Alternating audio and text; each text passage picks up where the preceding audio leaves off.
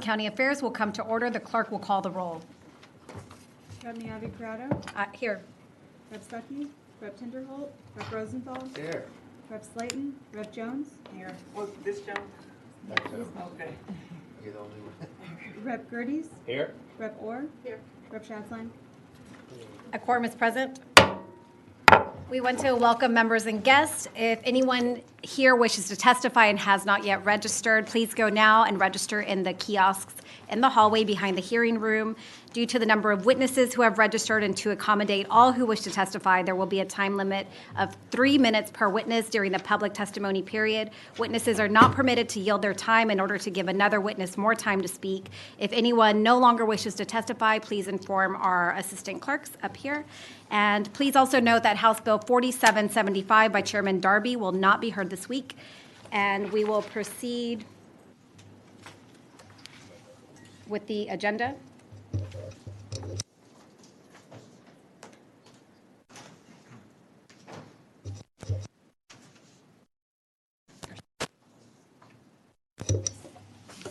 Chair lays out House Bill 1775. Representative Gerties offers a committee substitute. Chair recognizes Representative Thompson to explain. Thank you, Madam Chair and members. As you stated, we do have a committee sub, and what the committee sub does is it changes a bracket that applies to the ESD criteria instead of county. Any ESD with a property tax levy of $2 million or more must have an elected board. Members, ESDs are extremely important to Texans, and their associated fire departments perform admirably. Some ESDs have expanded beyond the rural services they were designed for and become large municipal-sized urban fire departments serving tens of thousands of Texans. Unelected district commissioners levy property tax, sales tax, and manage budgets that can exceed $30 million. The majority of ESDs have their boards appointed by county commissioners, but their oversight role ends there. They have no power to direct an ESD. The only action a commissioner's court can take is to remove an ESD commissioner, and that authority is mostly limited to malfeasance. For some of these districts, local commissioners are essentially appointing the boards of decent-sized cities and even ISDs. House Bill 1775 resolves this accountability issue by requiring that ESD commissioners in districts with property tax levies of $2 million hold elections to determine the Board of Commissioners. Currently, there are 13 counties. Let me repeat that. There are 13 counties with a property tax levy smaller than $2 million. They all have elected commissioners. There's 670 ISDs with levies smaller than $2 million, all elected boards. And there's 822 cities in Texas with a property tax levy smaller than $2 million. There's clearly established precedents with every one of the 31 ESDs in Harris County being elected, as well as all of Orange and Smith counties, and any ESD that crosses a county line. Currently, this is 59 ESDs, including 6 of the 10 largest. The question is, at what point are these entities too large to simply be out of their own and with limited oversight? Our committee sub gives ESDs greater accountability, constituents, promotes local control, identifies the authority presiding over the ESDs, strengthens the bond between constituents and the commissioners. We have witnesses today to bring some context for the bill. If you have any questions, I'd be happy to answer them. Otherwise, I'd request the ability to close. Okay. Thank you. Are there any questions for Representative Thompson? Chair recognizes Representative Jones. Hey, colleague, how are you? I'm doing well. You said something about the committee sub promotes local control. Yes. Did I hear you say that? Yes, Can you tell me what you mean by that, please? Well, basically, by the fact that they would be elected, I believe that adds to the transparency of this. Right now, these many of these ESD commissioners are actually appointed by the county commissioners court. In other words, a county commissioner will appoint a member to the ESD board, and they can't really remove them. They have no real control over them. And if you as a citizen want to have any kind of interaction with that commissioner in the ESD, he or she might be willing to talk to you and they might not. I mean, you don't have a vote. And so that's what we're trying to do here. So you're turning it into, you got to get voted onto an ESD and you can't be appointed on an ESD. That's correct. And If it's bracketed. tax levy is greater than 2 million. Okay, So it's a bigger. now, like Harris County, for example, they're all already elected. But there's a number of these, and we've got some, like I said earlier, we've got a number of them that have tax levies that exceed, $50 million. And so our argument there is that's a lot of money for people that are not elected to be in charge of. Okay, thank you. Thank you. Thank you, members. Are there any other questions? Okay, thank you. Thanks. We'll proceed to Thank you. testimony. Chair calls Serena Breland. Can you please state your name, whom you represent, in your position on the board? Sure. My name is Serena Breland. I'm the city manager of Pflugerville, and I am testifying in favor of House Bill 1775. Before I really start, I want to say I saw some of our ESD too. That's my local ESD in the crowd. We believe they do a stellar job. This has nothing to do with services or programs, et cetera. ESD2 provides excellent service throughout our community, day in and day out. Over 20 years ago, I made the decision to commit to a life of public service, much like you did. And in that, when I think about why that we do that, we commit ourselves to being transparent and establishing public trust. In my experience, the most important thing that makes us successful is that public trust, where we foster and maintain that trust. It's built by us listening to our constituents.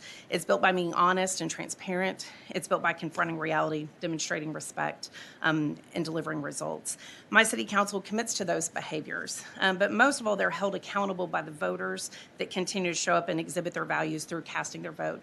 In 2020, over 70% of our registered voters voted in a local election. Much like some of your communities, we have a high voter turnout. But pure and simple, the persons that vote to levy taxes, we believe should be elected by the people that they serve. It is the most basic principle that we believe is in representative democracy. When our residents started questioning public trust in our local ESD, which levies a tax of over $15 million in property tax and over $16 million in sales tax, they had no one really to turn to that was directly accountable. They can go to the commissioners, but they show up to our council meetings and question our city council that is elected as close to the people. It puts those elected officials in an awkward and peculiar position.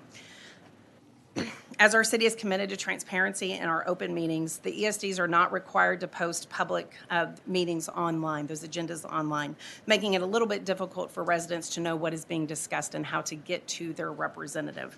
But most importantly, limiting their ability to provide input.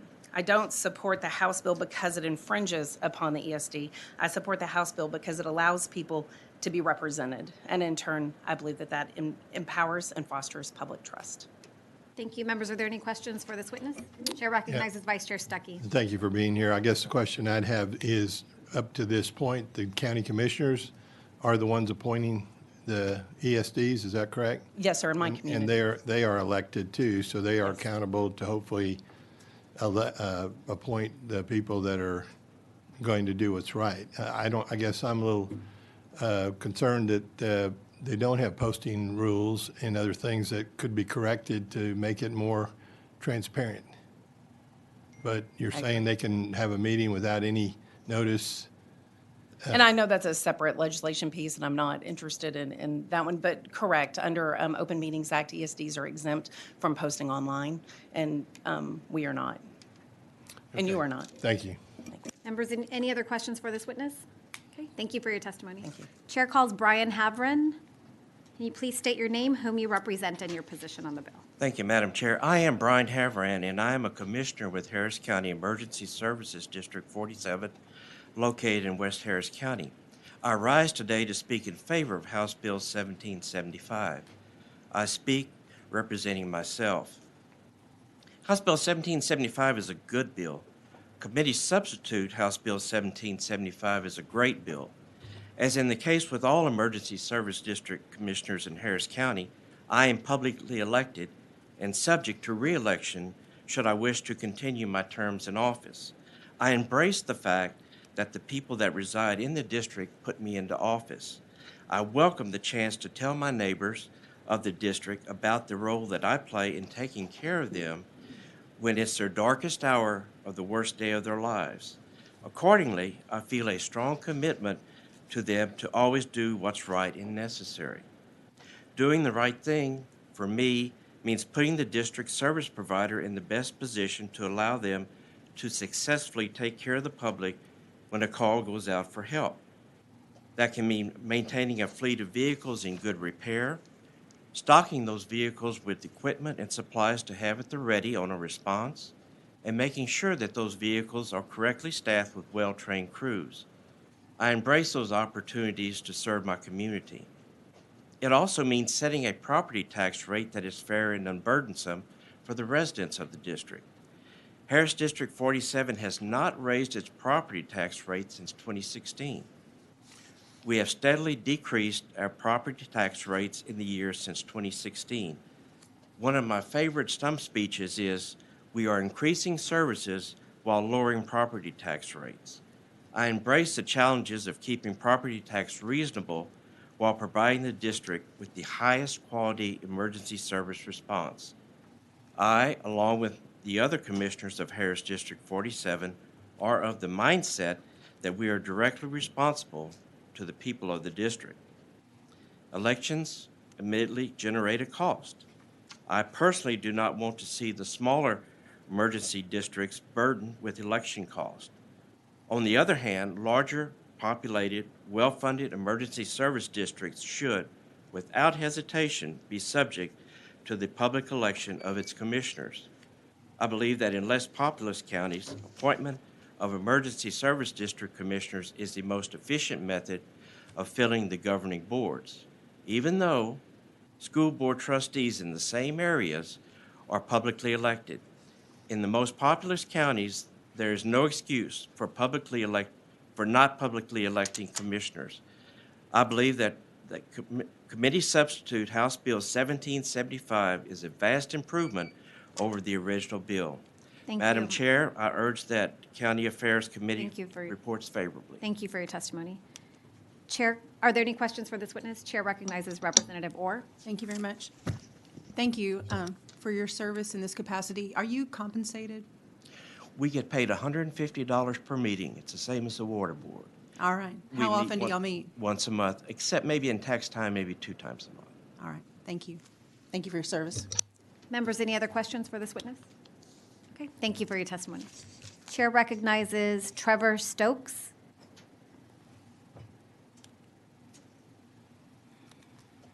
Can you please state your name, whom you represent, and your position on the bill? Good afternoon, Madam Chair, Committee. My name is Trevor Stokes. I'm 23rd year in firefighting in Pflugerville, Texas, CSD2, and I'm also the local president, the local affiliate of International Association of Firefighters. My concern with electing these positions is, I'll give it for Your instance. position on the bill? I oppose. My concern is that if, and I'm going to give an example of, for instance, let's say there's some wealthy developers that have a desire to get some type of kickback or some type of incentive on land deals. And those wealthy developers were to come in and able to force a bill forward and able to fully fund candidates that would then sway that type of a regulatory capture, if you will.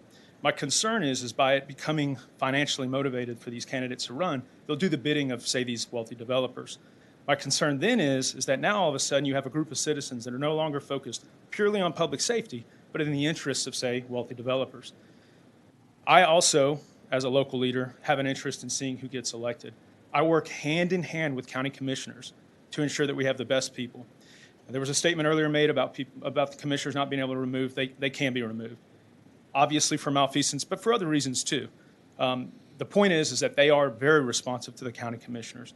Here in Central Texas, you have the Central Board Health. It's got a budget of $100 million or more, maybe $500 million. Those members are not elected either. So all across the state, you see that. The concern I have is that we will enter in politics and partisan into a public safety matter. These people are motivated by one reason and one reason only. And at the end of the day, the commissioner spoke earlier, it takes of his time. It is obvious that he cares about the public and would love, if he wants to relocate, we'd take him on.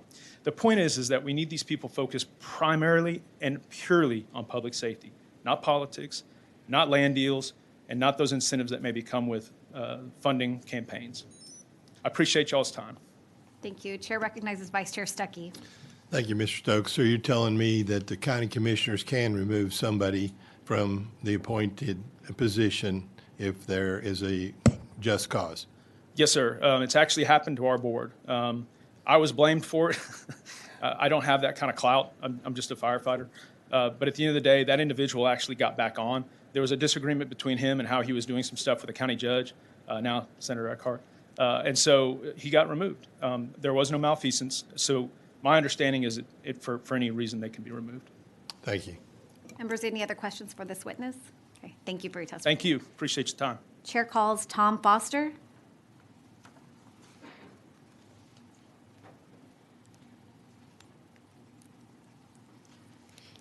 Can you please state your name, whom you represent, and your position on the bill? Madam Chair, committee members, Tom Foster, Executive Director of Johnson County Emergency Services District. House Bill 1775 we're against. Fire commissioners play an extremely vital role in the administration and mission of the ESDs, and they should be appointed, not elected. Section 775.034 Texas Health and Safety Code requires that county commissioners court consider all relevant factors in appointing an ESD fire commissioner. This includes fire and EMS service knowledge, which is a super important deal for being on the fire commissioners. Knowledge in fire and EMS is critical role. This process can be vetted through the appointment process, not so much through the election process. The election will cost the taxpayers money. We are governed by Chapter 775. We have rules. We do follow the Open Meetings Act. They are posted. 3 different locations. County commissioners can remove. We provide audits to our county commissioners through 775. So there is a chain that we follow. So again, my job is we're against 775. Thank you for your time. Thank you for your testimony. Members, are there any questions for this witness? Okay, thank you. Thank you. Chair calls John Carlton.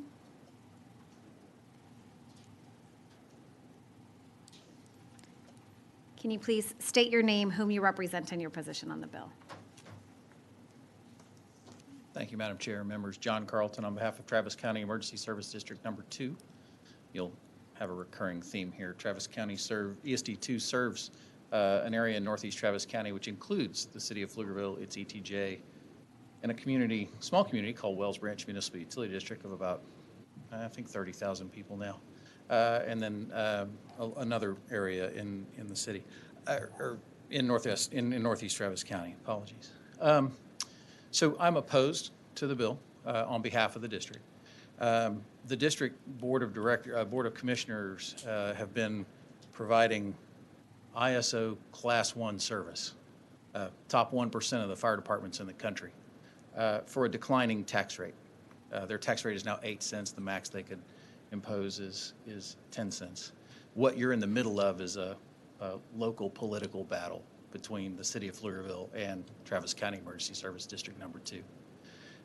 And the county commissioners in Travis County have done an excellent job of ensuring that the people that sit on the board for the district are highly qualified to do that job and not involved in the politics of whether emergency services should be fully funded, not funded as much. They're just trying to make sure they get the best response times for the best people. They don't have to worry about the politics of it necessarily. I want to correct a couple things that the city manager stated. She said that ESDs were not required to post their agendas on a website. That's actually not accurate. In House Bill 305 from several years ago, one of the items that is required to be posted on the district's website is agendas, along with minutes, budgets, everything. In this instance, Travis County ESD2 also has received 2 transparency stars from the state comptroller. So we're not talking about transparency in terms of looking at how this district operates. The district does, in the sense of posting an agenda for a board meeting, have the option to either post at the county courthouse or put it on the website. But in any case, under House Bill 305, it does have to be posted on the website. So a little disagreement there on what the law is. I'm happy to answer any questions if you have them. Happy to work with the committee. I was just handed the sub as the hearing was getting started. Haven't had a chance to fully vet it. but I'll do so and make sure we get back comments to you. Thank you, members. Are there any questions? Okay, thank you for your Thank you. testimony. Chair calls David Rogers.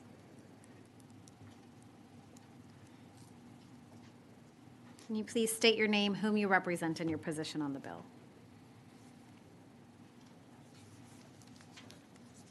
Madam Chairwoman, honorable members, my name is David Rogers.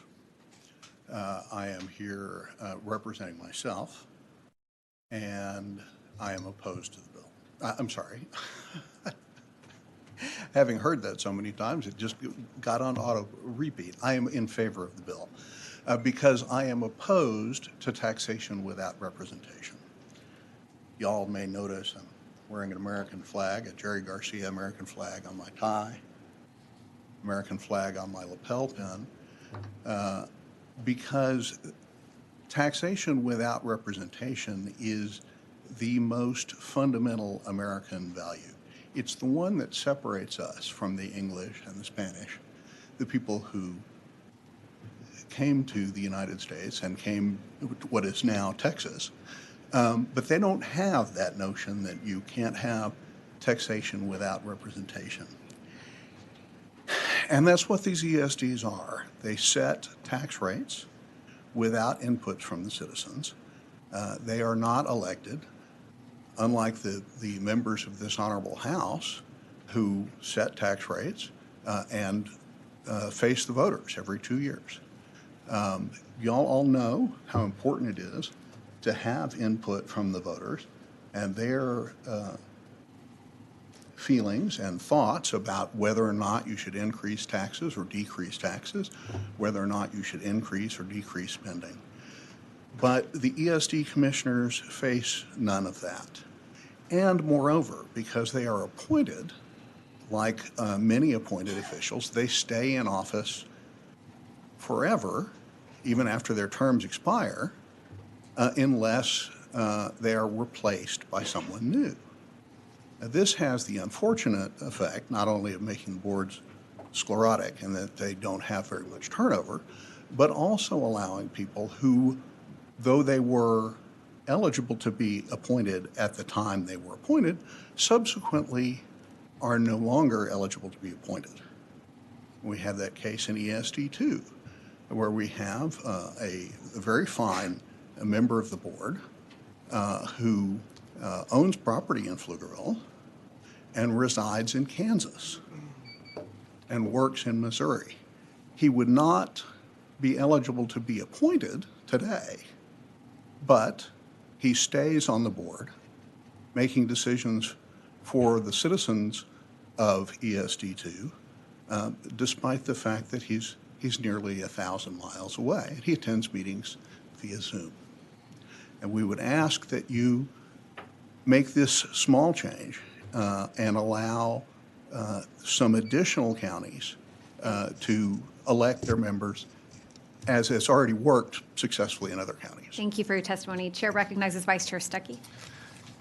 Thank you, Mr. Rogers. Did you tell me that that they have they set tax rates without any input? That's what I heard you say earlier. That's correct. The citizens have no direct input. That is to say, they cannot vote for or against They can't members give of their the board. input.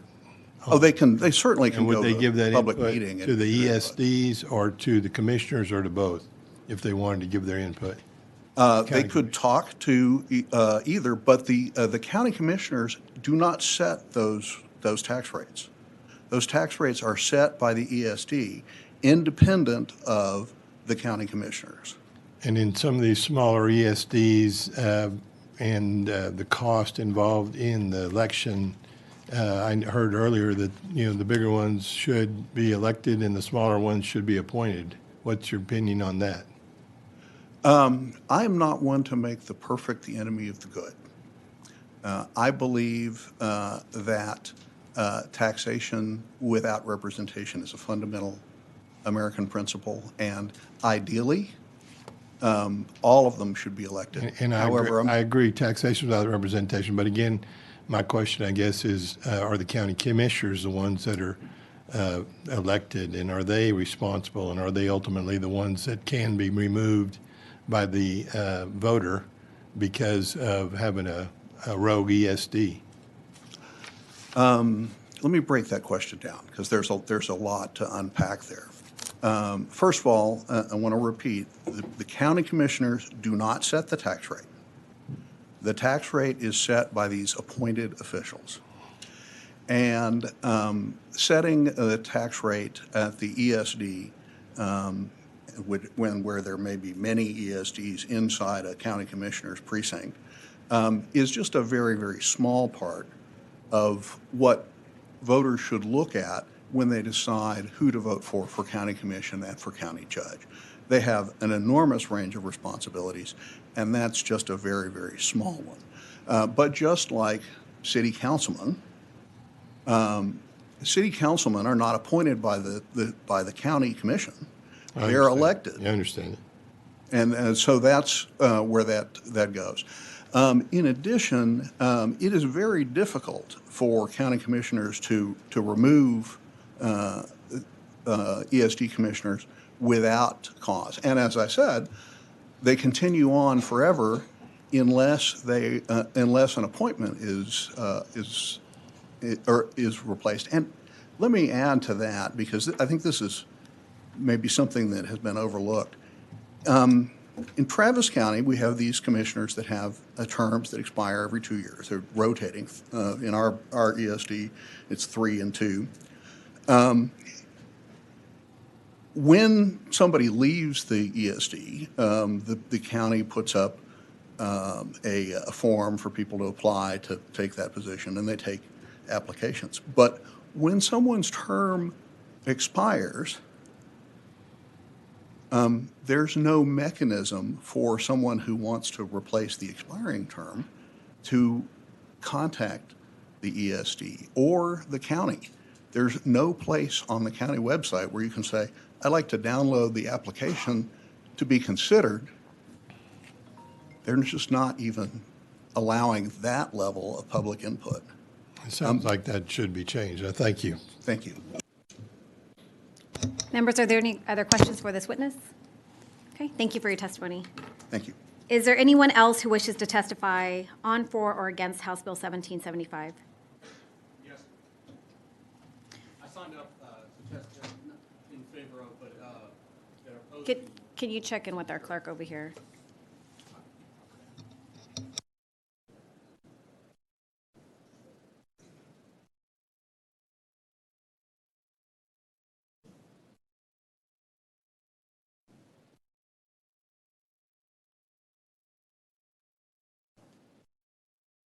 Abbott. Chair calls Robert Abbott. Can you please state your name, whom you represent, in your position? Robert Abbott, Fire Chief of Lake Travis Fire Rescue, Travis County ESD 6. I want to thank you, Madam Chair, and also the representatives for your time and last-minute consideration for some testimony. I want to clarify a few points. I am in opposition to this bill for a number of reasons. One, I think it's going to hurt rural communities to have an election to fund a position in a campaign effort, which we have a hard time finding candidates now to fill it in a voluntary role. And that is a issue throughout the state. If you put it to a vote, put it on the election ballot, you're going to be asking citizens in underserved communities to start funding their own campaigns or getting outside contributions to do that, in some cases by developers and so forth. And we struggle even in an area like Travis County to find people who are willing to serve on these committees, because it is a lot of work. These folks are vetted by the county commissioners, which are elected. And I want to clarify a few points because it sounds like there's some concerns coming out of one city. We at ESD 6 in Travis County, Lake Travis, we have 3 cities that we protect: City of Lakeway, City of Bee Caves, and the City of the Hills. We have an excellent working relationship with each one of those cities. We are actually involved in the process of capital improvement projects together. We share all our data, we share all our finances, all our audits are provided to the county, to the cities if they ask for them. We'll give them with no issues. And we have a different relationship with our cities, and it's a one that benefits the community. Our sales tax is representative of the community. It's voted on by the taxpayer. The taxpayers decide if we get sales tax, not just 5 board members. It's the taxpayer that gives the authority to the board to lay that out in a budget, obviously, which is approved. We have public hearings on all our budgets. Truth and taxation, we do it, just like all the other 400-plus ESDs in the state. So I just wanted to clarify some points that were made here. We are obligated to share our agendas. We have a very open door. Our county commissioners are very responsive to the community's inquiries about how the ESDs are managed and run and the services provided. We have an excellent dialogue with the county court. We're down there a minimum of 3 times a year giving updates to the court on what's going on in the ESDs as a whole throughout the county.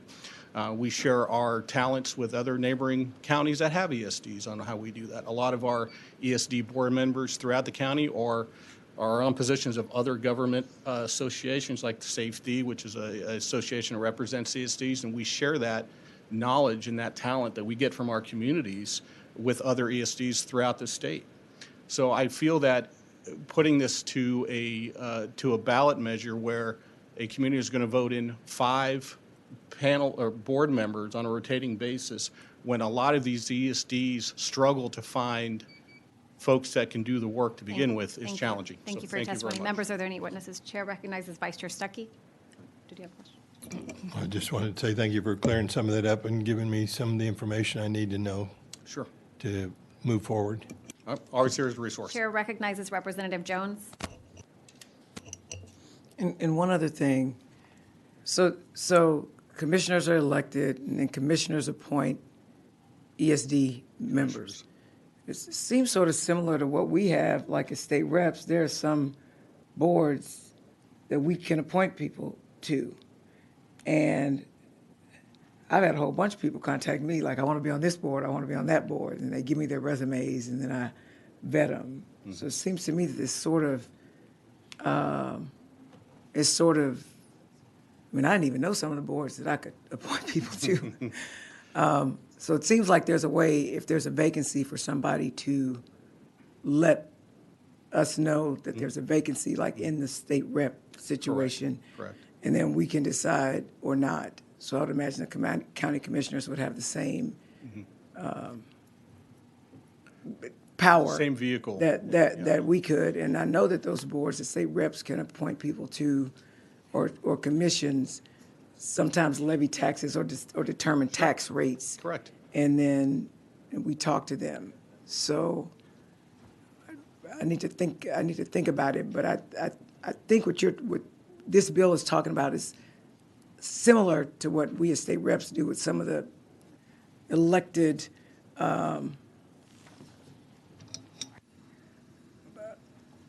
elected things that we get to do. Or Right. I should say rights or obligations that we get to do. Authorities that you're Authority. granted to appoint, very similar. And, there may be some committees that, have a lot of interest from folks that want to serve on them. There may be some other committees that need certain expertise that just not anybody can just pop on this board. And that's illustrated in the performance of the board in a lot of cases. Now, I completely understand if a city, and I know you're on time, if a city has challenges or a city manager is concerned with the way an ESD is managed, I get it.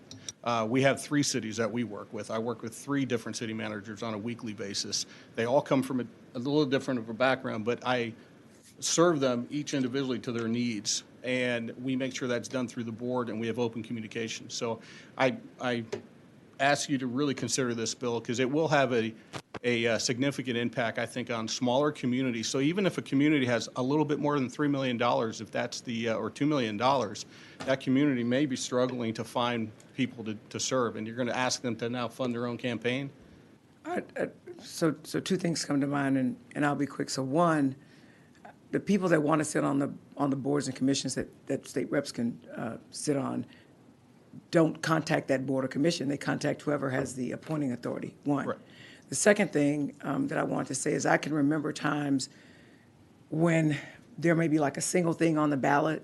Like, it's one thing if there's one big ballot, the county can pay for it. There's economies of scale. But I know that it's difficult to host elections when there's maybe there's a runoff or something, and then one person trying to raise money. So I think it would be hard. I think that definitely would negatively impact it would be a barrier to entry for poor people. And it would be an advantage to people with a lot of money. So thank you. You helped clear up some stuff for me. Thank you. Thank you for your time. testimony. And I will say, I'm not sure what boards we have authority to. Okay. We can appoint Have- people to terms if we create. Is there anyone else, happy to visit about it afterwards as well. Is there anyone else who wishes to testify on, for, or against House Bill 1775? Chair recognizes Representative Thompson to close on the bill. Thank you, Madam Chair. I would like to clarify, these people that are appointed to boards in the state, we don't do that, but I mean, they do go through the appropriations part of this. They don't have the ability to be able to levy a tax or anything like that. So just to clarify, these are not the people that are appointed to boards here, or it's Parks Board, whatever you want to look at, they don't have the taxing ability that an ESD would have. It's been suggested here that the difficulty of being able to find people to run for these seats and, the cost of the election, and I want to point out again, 670 ISDs, school boards, are elected in Texas with a tax levy smaller than $2 million. I don't know of any school boards that were without trustees. People sign up and they want to serve. Many of them, that's how I got started in politics, was serving on the school board. It was unpaid. I funded my own campaign and did it for no remuneration because I believed in service, and I believe the same is true here, the way that this is set up now. I also want to clarify something that was stated up here by one of the individuals. And first of all, I want to say this: I do respect our firefighters, and this is not in any way, this doesn't have anything to do with the firefighters that are out there doing the job every day, our first responders. This has nothing to do with that. This has to do with those that are over these budgets and the ones that are placed in a position that is dealing with that. But I do want to let people know that I represent Brazoria County. I don't represent Travis County. I don't represent any areas around here. So the implication was that there was a situation between a city and some ESDs, and I don't represent either one of those. So that had nothing to do with this bill. That had nothing to do with this. This was something that I recognized in my area. I attended some ESD meetings. Most of the ESD business was done in executive session. They came out and voted, and there were a lot of very, very frustrated people because they didn't have the input, and they didn't have any way of really speaking to these commissioners because they're appointed. And to imply that an appointed person is not or is less accountable than, or we're less accountable as elected officials than they are, I don't think that's exactly the way I see it. I think, when you're elected, you stand before the people and you have to prove that, and I think that's the reason, or that is the reason this bill was brought, and the reason that I believe it's important. So thank you, and with that, I close. Thank you, members. Are there any questions for Representative Thompson? Okay. Thank you. Thank you. At this time, the substitute is withdrawn and House Bill 1775 is left pending, and Chair recognizes Representative Tinderholt as present. Chair lays out House Bill 4844. Representative Jones offers a committee substitute. Chair recognizes Chairman Herrero to explain. Yes, thank you, Madam Chair and members of the committee. Thank you for the opportunity to help explain House Bill 4844 as well as the committee substitute. And there will be another committee substitute that we hope to present to the committee at some point. It was brought to our attention that one of the safeguards that we intended to be in place was not completely well written in this committee substitute, so we intend to bring another committee substitute that will help address those concerns. So what this bill does is allows the Nueces County Hospital District to be able to utilize a real estate broker to sell property that belongs to the Nueces County Hospital District, they no longer wish to continue to own. As it exists now, the current laws require that there be a sealed bid process in order for the Nueces County Hospital District to be able to sell that property. My understanding is from the hospital district's representatives that it is a difficult process that isn't the easiest way and/or the most efficient way to be able to sell the property that they own. So this is an idea that was brought to our office by the hospital district. We do have representatives here that can give greater background information if necessary. I've asked them to be succinct and to answer any questions that you may have, but otherwise, we've put in some provisions that would safeguard to ensure that the hospital district doesn't just sell the property to a board member, a relative of the board member within the third degree of consanguinity, that it be for a fair market value. That term is defined under the committee substitute. We also want to make sure that that the length of time that the person that is retained to be the real estate broker on behalf of the Nueces County Hospital District doesn't just hold on to the property for 30 days and then try to somehow escape the safeguards that were intended to be in place to ensure that the property is not sold to somebody within the third degree of consanguinity, to a board member or a county commissioner relationship. So that's what the bill does. I'd like to reserve the right to close if there are no questions. Thank you, members. Are there any questions for our chairman? Okay. Thank you. This time we'll proceed to testimony. Chair calls Johnny Hip.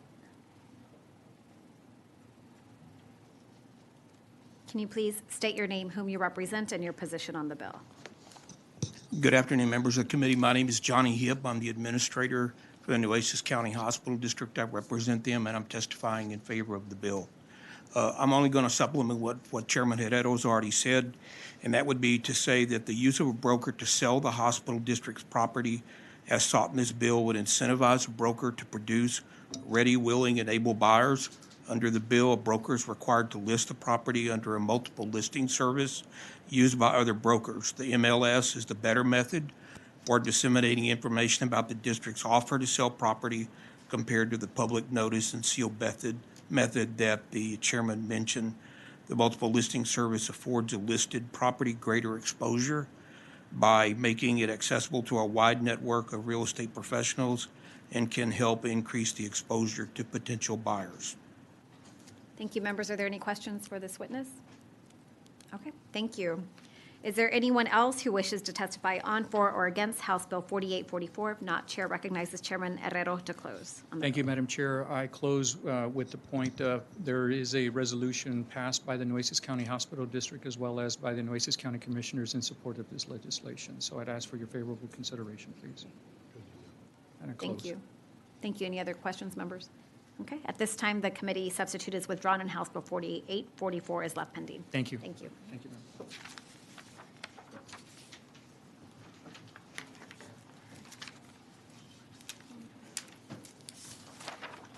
Chair lays out House Bill 2584 and recognizes Representative Paul to explain.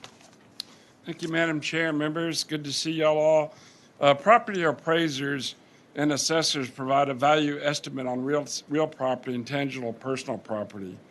These people work for owners, they work for industry, they work for property owners, as well as personal and commercial properties. They are overseen by they are licensed and overseen by the Texas Appraisal Licensing Certification Board. Sometimes they work with local government agencies, and frequently requests for proposals and our terms of contracts with certain government agencies require that a professional appraisal be responsible for the accuracy of his or her own work. Omissions or negligent acts be included a duty of indemnity and defend the local government until these errors and omissions are apart. However, they have also sometimes required the appraiser to identify or defend the agency for liability. So the appraisals, when they're fine with being responsible for their work, they don't want to be responsible for anything that the county has said or the entity that they work for, and sometimes that's in their contracts. HB 2584 remedies this problem, similar to what we did in 2015 and in 2017 for engineers and architects. Every party to a contractor should be responsible for their faults if their negligence or mistakes leads to litigation. I don't know of anybody opposed to the bill, and we do have one witness up here from the Foundation Appraisals Coalition of Texas. Be glad to answer any questions and reserve the right to close. Thank you, members. Are there any questions for Representative Paul? Okay, thank you. We All right, will thanks. proceed to testimony. Chair calls Paul Hornsby. Can you please state your name, whom you represent, and your position on the bill? Yes, my name is Paul Hornsby. I represent the Foundation Appraisers Coalition of Texas, and also myself as a small business owner and real estate appraiser. I am here testifying on behalf of the bill and for the bill. As a real estate appraiser, like many appraisers in Texas, I have a small business. I think we have a family-owned business. There are many companies just like mine providing that service around the state. And our business model is we work for a lot of government agencies and entities. We have a choice when a government entity requires that we indemnify them and their officers and directors, et cetera, of either trying to get that provision out of the contract or not doing the work, and usually it results in the latter. As small businesses, we just don't have the financial resources if litigation were to arise about a situation in trying to indemnify a government agency. So for those reasons, I am for the bill and would just ask that the bill be passed so that we are treated similarly as real estate appraisers to engineers and architects in Texas. Thank you. Thank you, members. Are there any questions for this witness? Okay, thank you. Is there anyone else who wishes to testify on, for, or against House Bill 2584? If not, Chair recognizes Representative Paul to close. Thank you, Madam Chair. And as you can see, this is another professional that just needs the same protection that we've given other professionals across the state in the last couple of sessions. So I'd love to have your support. Thank you very much. Thank you. At this time, House Bill 2584 will be left pending. Chair lays out House Bill 3456 and recognizes Vice Chair Stuckey.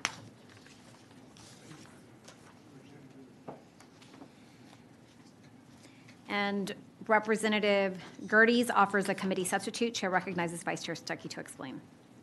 Thank you. Thank you, Madam Chair. Thank you for the opportunity to lay out the committee substitute for House Bill 3456 for the committee today. As I'm sure this committee is familiar, the Local Provider Participation Fund was created to help increase funding for healthcare services provided to low-income Texans and allows hospitals to impose an assessment on themselves, which is then matched with federal funds. The revenue generated from the LPPF is used to increase payments to healthcare providers, incentivizing them to continue providing care to low-income patients. The program has been tremendously successful in helping to expand access to healthcare service for those who need it most, and has been renewed several times by the legislature.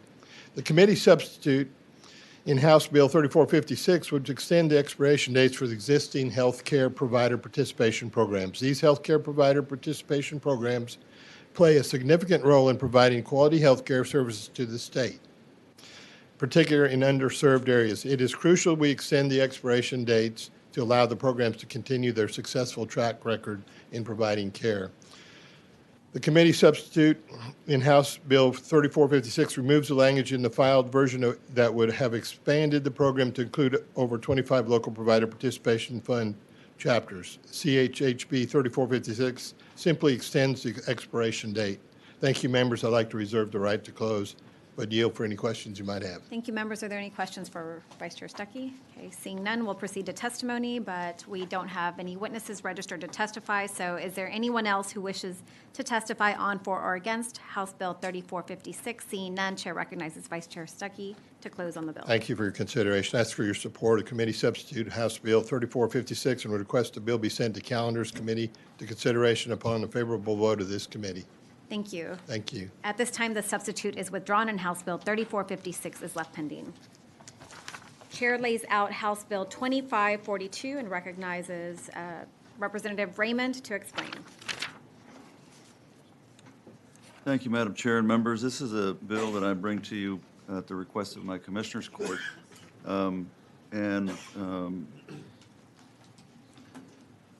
The standard hours of operation for most county department offices is typically Monday through Friday from 8 a.m. to 5 p.m., but in Laredo and Webb County, we've had instances where some of the offices, maybe just one, but maybe more than one, at the courthouse have decided to shut down at times, and they really shouldn't. And so what this bill is, it allows Webb County to be covered in terms of the Commissioners Court being able to set those standard office hours for all the offices. We have a committee substitute that we're working on, Madam Chair, as I mentioned to you before we had the hearing, because we want to make it absolutely clear that this does not affect the sheriff's departments. That's not who we're talking about here. The sheriff's department is kind of a 24/7 deal. And so we're working on the committee substitute, which tomorrow, since we'll be on the floor for a while, I'm going to walk around with that committee substitute, show every one of you what it is, which will say doesn't affect the sheriff's department. But other than that, it allows Webb County, again, to be, the Commissioners Court to be able to set those standard hours for all the departments.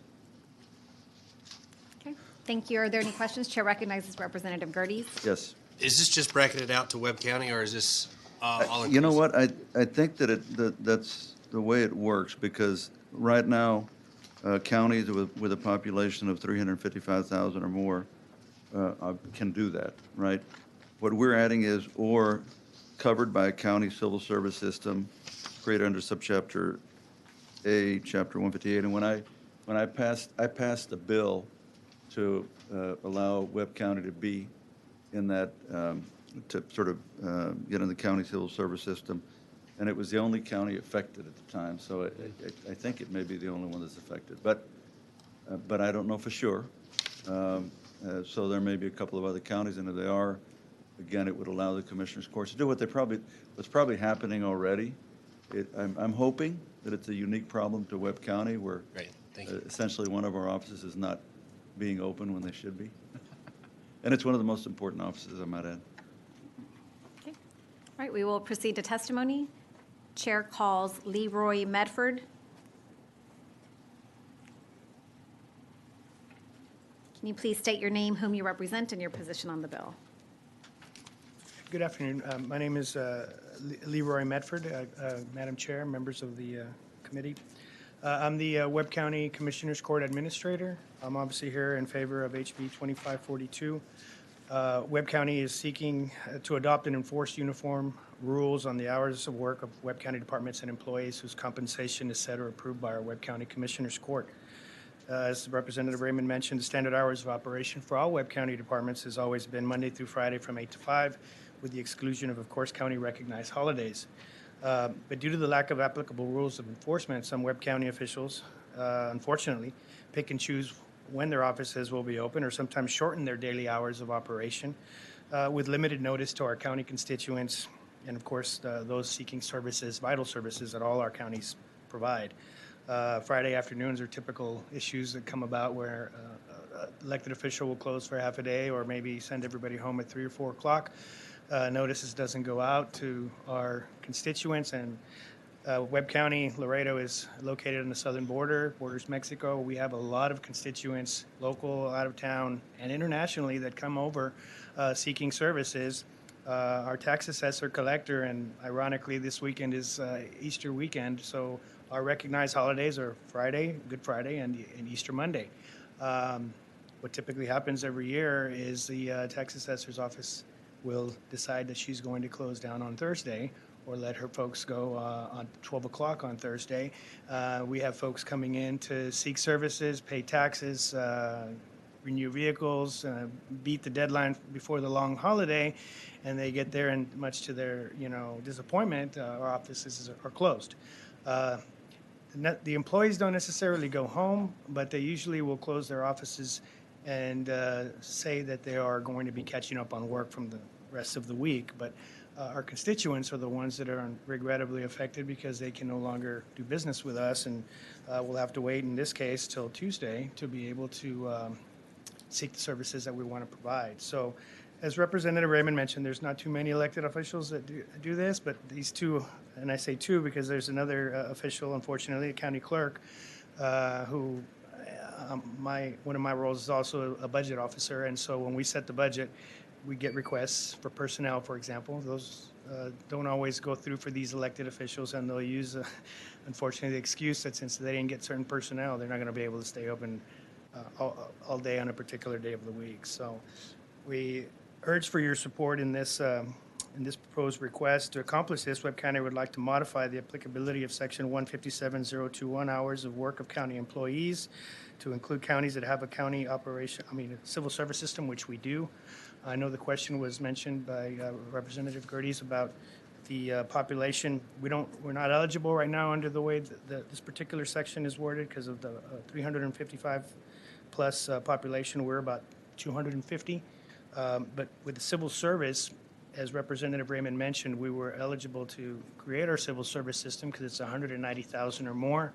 I think by passing this and including this change, it would allow us to kind of bridge the gap with that population and allow us to be able to enforce these, and it's may enforce these hours to be uniform throughout our county department. So we appreciate your support and your help. Thank you, members. Are there any questions for this witness? Okay, thank you for your testimony. Thank you. Is there anyone else who wishes to testify on, for, or against House Bill 2542? Not. Chair recognizes Representative Raymond to close on his bill. Well, Mr. Medford mentioned the offices by name. I didn't want to, but why not? So, yeah, it's not right. It's some of the most important offices, one in particular. And the person who runs it just shuts down, and it's just dumb. It's not right. So I'm pretty sure it only affects Webb County, as I said, because when we passed the bill to allow Webb County to have a civil service system, that was the only county that was affected the way we wrote it. So with that, but Madam Chair, as I said, and members, I walk around. We'll have a committee substitute later today from sheriff associations and others to make sure it does not affect the sheriff's departments and law enforcement in any way. And I'll show it to you all tomorrow, as I said, on the floor, and hopefully we can vote this out, I hope, and by then have the Senate bill. Okay, thank you, Representative. Thank you. Raymond. House Bill 2542 is left pending at this time. Thank you. Thank you, guys. Chair lays out House Bill 1435. Representative Rosenthal offers a committee substitute. Chair recognizes Representative Johnson to explain. Thank you, Madam Chair. Members, thank you for allowing me a few moments of your time to introduce House Bill 1435. I'm going to be presenting to you a committee substitute for House Bill 1435. And this bill is a product of many meetings with many stakeholders over the weeks as we are talking about something very important like this. In February of 2023, the FBI announced its intent to open a civil rights investigation following the death of 2 individuals in the Harris County Jail. In the previous year, Harris County Jail hit an abysmal 27 in-custody deaths, even surpassing Rikers Island. In 2020, Holly Barlow, a woman from Bowie County, died due to allegations of abuse and neglect. Within 2 months, she could barely see, hear, and could not walk. She died 2 months after arriving due to a fungal meningitis, which left her unrecognizable. During these 2 months, her family reported that despite numerous attempts, they were unable to hear about her well-being. House Bill 1435 would help prevent medical neglect of people in custody at county jail facilities, particularly those with disability and mental illness, by establishing a consistent point of contact at the county jail through a liaison, a family liaison office. This bill will increase transparency, communication within the county jails concerning the release of medical information for family members. This bill is very important because as we look at, there are oftentimes people who go to jail don't have oftentimes the ability to speak on what ailments they may have or what medications they may be, that they may have as well. And therefore, without having some type of contact with a family member, these individuals will be in jail either having a psychotic episode, having some type of ailment, but simply with a family member's input or communication, we will be able to address any of those circumstances that may lead to these people having an issue. And oftentimes that would lead to police officers and jailers being put in harm's way because this person may become violent simply because of the ailment that they're having. And I would be remiss if I didn't add, in 2022, TDCJ shared updated internal policies requiring units to have family liaison officers available for involved parties inside and outside the prison walls. House Bill 1435 would ensure the individuals in our county jails are statutorily provided with the same opportunity. And so I know if we can do this in the state, then certainly we can do this in our counties all across this state. There are some counties that do this, and then there are some counties that don't. My bill does not have a fiscal note, does not add any FTEs. It just simply allows the sheriff to appoint someone who can be the liaison, who can speak to and from family members to the potential inmate. So with that, members, I think that there are some stakeholders here that will testify on the bill and give him any information that you may need, and I'll be more than happy to answer questions. And if there's none, I'll reserve my right to close. Thank you, members. Are there any questions for Representative Johnson? Okay. Thank you, Madam Chair. Thank you. So we'll proceed to testimony. Chair calls Jennifer Toon.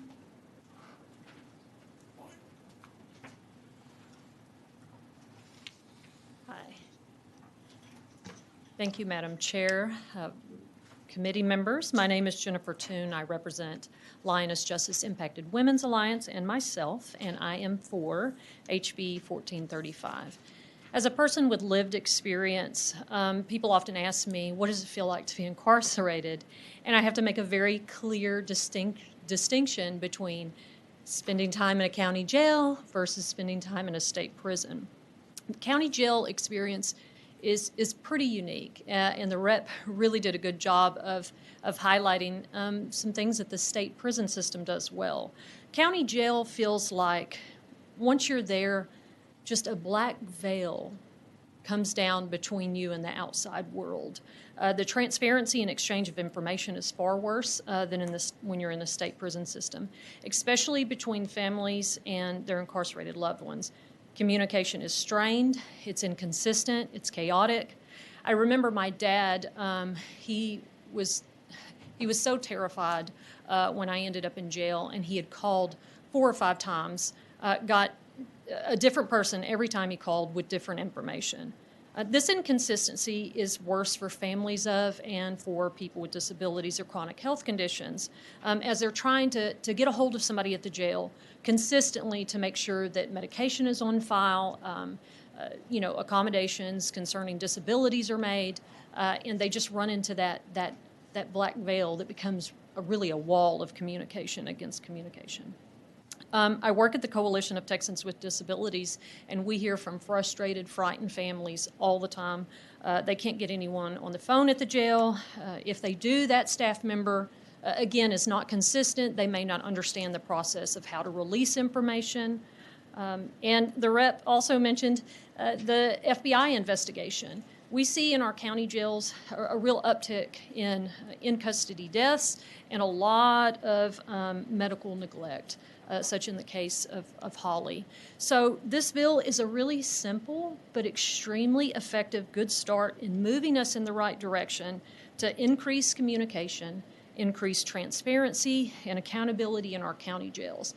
And I know that because when I was in state prison, it was kind of among all of us, we knew if you had outside support that could communicate with someone at the prison, your outcomes were better. Right? Because there was this level of transparency between the prison staff and your family members. So if we could have that at our county jails, we're going to see some better outcomes. Thank you. Thank you, members. Are there any questions for this witness? Okay, thank you for your testimony. Chair calls Maggie Luna.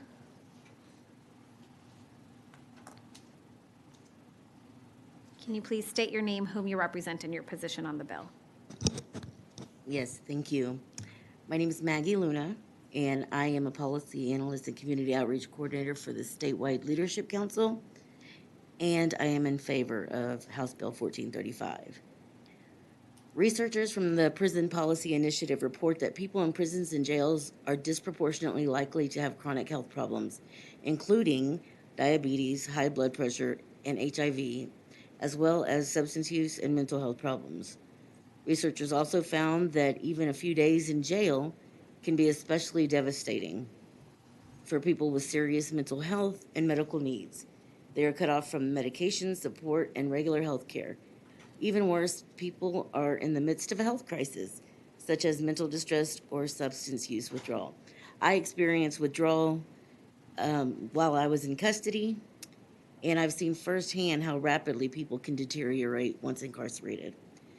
I found it quite terrifying to think that if something were to happen to me, that it would be hours or days before my family were notified. Having a loved one incarcerated is already a devastating and frightening experience. But when you have a loved one who is jailed and has serious medical condition or develops medical issues or struggling with being incarcerated, those feelings move to a whole other level. While there's definitely a lot more that we could be doing, this addresses one of the issues related to our county jails that could actually improve outcomes. HB 1435 goes a long way, not just to providing better communication and transparency when it comes to medical information, but it also helps families better advocate for the health and well-being of their loved ones. Thank you. Thank you.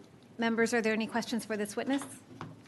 Okay, thank you for your testimony. And Chair recognizes Representative Slayton and Representative Schatzline as present. Chair calls Ray Cyphers. Can you please state your name, whom you represent, and your position on the bill? Madam Chair, I appreciate it. Thank you. Much closer this week. Okay, what's the proper? My name is Cyphers. Cyphers, okay. My name is Ray Cyphers. I'm the sheriff in Hockley County. In my second term, I'm here representing myself as sheriff as well as Sheriff Association of Texas, and we are testifying on the bill. I was just handed the committee sub just before the bill was laid out. And some of the concerns we initially had in the language were about the locations of someone who was in custody, particularly in the event of an emergency. We are in the security business, and moving someone from our county jails into an ER, for example, and we have to notify the family immediately, we've just taken this person to the ER, this can create a security issue with the ER staff, with our folks that are up there. But we do, in practice, in my jail, and I can speak for myself, we do notify individuals when we have taken their family member from the jail for some reason. We wait till everything is as calm as it could possibly be before we create another issue, but we do notify the family. In practice, most of our county jails do this already. So the bill in and of itself and the intent behind the bill seems to basically standardize what we do in practice. And it makes us notify the jail commission of one individual who will be notifying family of these emergency situations, which is totally fine. Some of the language, I think, with the committee substitute that assisted was, again, appointing someone who was specific, removing the issue about the location. And overall, I think that the substitute language does seem to be, it cleans up a couple of the concerns that we had. So I'm happy, as far from a jail standpoint, I'm happy to answer any questions you may have related to the bill. Thank you, members. Are there any questions for this witness? Okay, Chair recognizes Representative Gerdes. As far as for the rural counties of Texas, when they're already strained for staffing and jailers and so forth, how does this fit into that already strained system by putting these additional duties, which would already be in practice, if I'm not mistaken? I mean, how does that work in a rural county jail? Again, I think it's something that we were already doing. And I'll give you an example from my own jail. I have an individual who is a supervisor who is responsible for transportation and medical. Mm-hmm. And that is her area of expertise. That's what she knows the best. So she helps arrange anyone who has been convicted of an offense who is going to be transferred to TDCJ. She helps make all of those arrangements. Anytime we have a detainee who requests medical attention for any reason, or if there's an emergency, she is notified immediately, and we start working on transportation and doctor visits already. So I think in this situation, what you're basically doing is she relays that information, and especially with the medical issues, with permission of the inmate. Obviously, if the inmate says, I don't want my family member to know what my medical condition is, we are kind of in a position we can't share that information.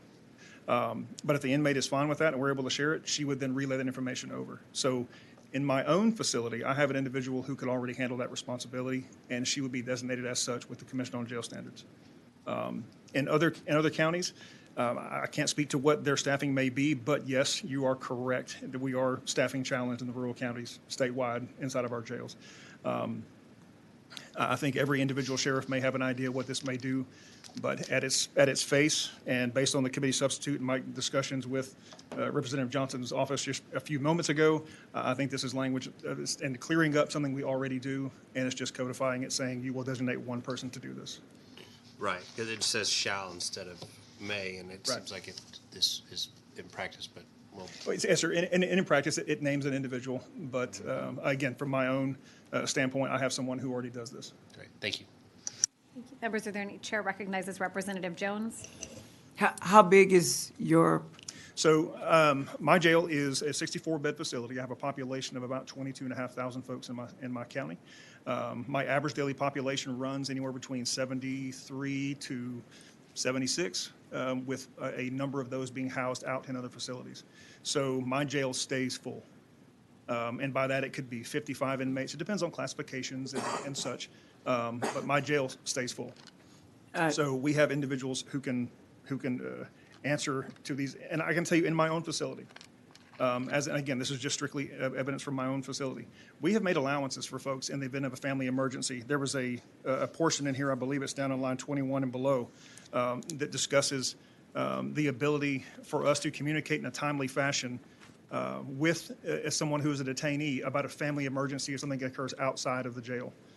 We have actually allowed for inmates who have been in our custody to attend funerals of immediate family members with proper security, of course, but we have made those arrangements for them. So I know that there are some, I'm not every jail. And we do the best we can as a rural facility, but we try to make sure that our detainees are taken care of, that they are communicated with, and we do the best we can with communicating with the families, particularly given the emergencies that may arise from time to time. so I'll commend you on what I just heard, because I know that when I read the bill first, I thought, one, for Harris County? Yeah, right. Because I know that I get calls all the time from my clients' families. They want to know what's going on with their family member. And sometimes it's like big emergencies and other things. I know that at least at the Harris County Jail, they sometimes they'll say nobody can come visit. Now now if it's TB or something, they don't let anybody visit, including us. But as lawyers, we have special privileges to go in and see. And I just remember thinking, and a lot of times I end up will call the sheriff directly, because I know the sheriff directly, not just the one we have now, but the ones before. And I just remember thinking you shouldn't have to know the sheriff to be able to get information on your family. And so it seems like that this bill is a codification that's needed, because although some counties are doing it already, there are other counties that just aren't. And I try not to call the sheriff if I don't have to, but sometimes it's even hard for me when I have who's over what department or whatever, so that I could try to figure out what's going on. So it seems like it works to me. So I don't think this bill is meant to get the counties that are doing what they're supposed to do. They're meant to force the counties that aren't doing what they're supposed to do what they're supposed to do. Because I will remind everyone that you're innocent until you're proven guilty. And there are a lot of innocent people who are locked up. And a lot of people are traumatized when they're in the jail. When they come out, they are just not the same. And it takes sometimes jails a really long time for people to be able to contact their loved ones. So it seems like it's a good bill to me, just based on what I know, because I would love to not have to try to find out basic stuff like that, because that's not actually practicing law. That's doing something else that, as a lawyer, I don't think I should have to do. Well, I could tell you, and what I didn't, and every time I come up here, I forget to tell you something when I stand in front of y'all. Along with the association, I sit on the legislative committee, of course, but I chair the jail advisory committee for the Sheriff's Association, which essentially means that we liaison with the Commission on Jail Standards, and couple that during session, we liaison with the legislators, as with you every session, to work on things that would actually positively impact our jails, positively impact the citizens of our county. And I can tell you from my position, again, whether they are in custody or out of custody. So we provide information from the agency, from the association standpoint, and we put the folks together to help with training, help with information, help with education, and we liaison with all stakeholders we possibly can to provide the services that we should be providing to our detainees. Thank you. Members, are there any other questions? Chair recognizes Representative Slayton. Thank you, Madam Chair. Thank you, sir. Thank you, Sheriff. So, just being honest, I don't know much about this process, so I'm asking because I want to learn. And so when y'all choose to do this, and that's good, it sounds like, how does the person contact the family? Phone call, email? Because the main reason I'm asking is it a recorded conversation, like an email sent out? Because I get the idea that if the only time the inmate, the person there could talk to, if you call them inmate at that point in jail, but only when their family comes up can they talk to them. I get that convoluted, but we have, some modern forms of communication. So are you using email to do this? So it's a recorded, just protection is all I'm asking. I'll tell you, now if we communicate with the family individually as a liaison officer or with myself as the sheriff. Or, how are you doing it? Well, Is it just you calling them on the phone or send them email, or how do you do that? There can be times where it's a phone call. It can be something as simple as that. I tend to try to be of the impression that if it can be handled with a phone call and a simple conversation, let's just do that. And sometimes may have to send email and communicate it, particularly when we're communicating with the courts or with attorneys. We are doing that in writing. So we have a record of those conversations, those transactions, obviously. But typically speaking, we will notify the family member via telephone. In some cases, could be via email. I can't think of anything off the top of my head where we've had an email conversation with a family member unless it was initially received in that manner. Okay. Typically, it's via phone call. Okay. And then we have as a part of our record management system, again, most sheriff's offices will have something a little bit different as far as their record management. So we have an ability inside of our system to document on an inmate file or on a detainee file if we take an action. So if there is an incident related to the inmate, per se, or if there is a request that comes in, those are all taken care of electronically. They come to us electronically, and we can document them electronically. And then we communicate that with the family member as needed. And in this bill, is it going to allow people to continue just doing either phone calls or email?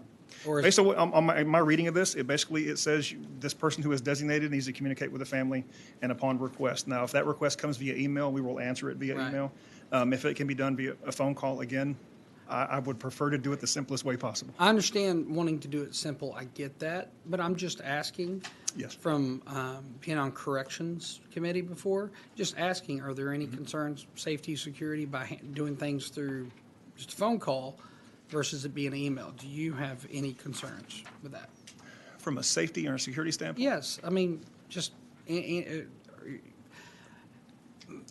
contraband doesn't get into a jail or a prison without help from sometimes people who work there. So what I'm asking is, do you have any concerns for safety and security with only using phone call communication? That's with the phone calls. So our recording system inside of the jail records all of our calls. The only calls that are not recorded are legal calls. We do not look at legal mail. We don't anything related to legal.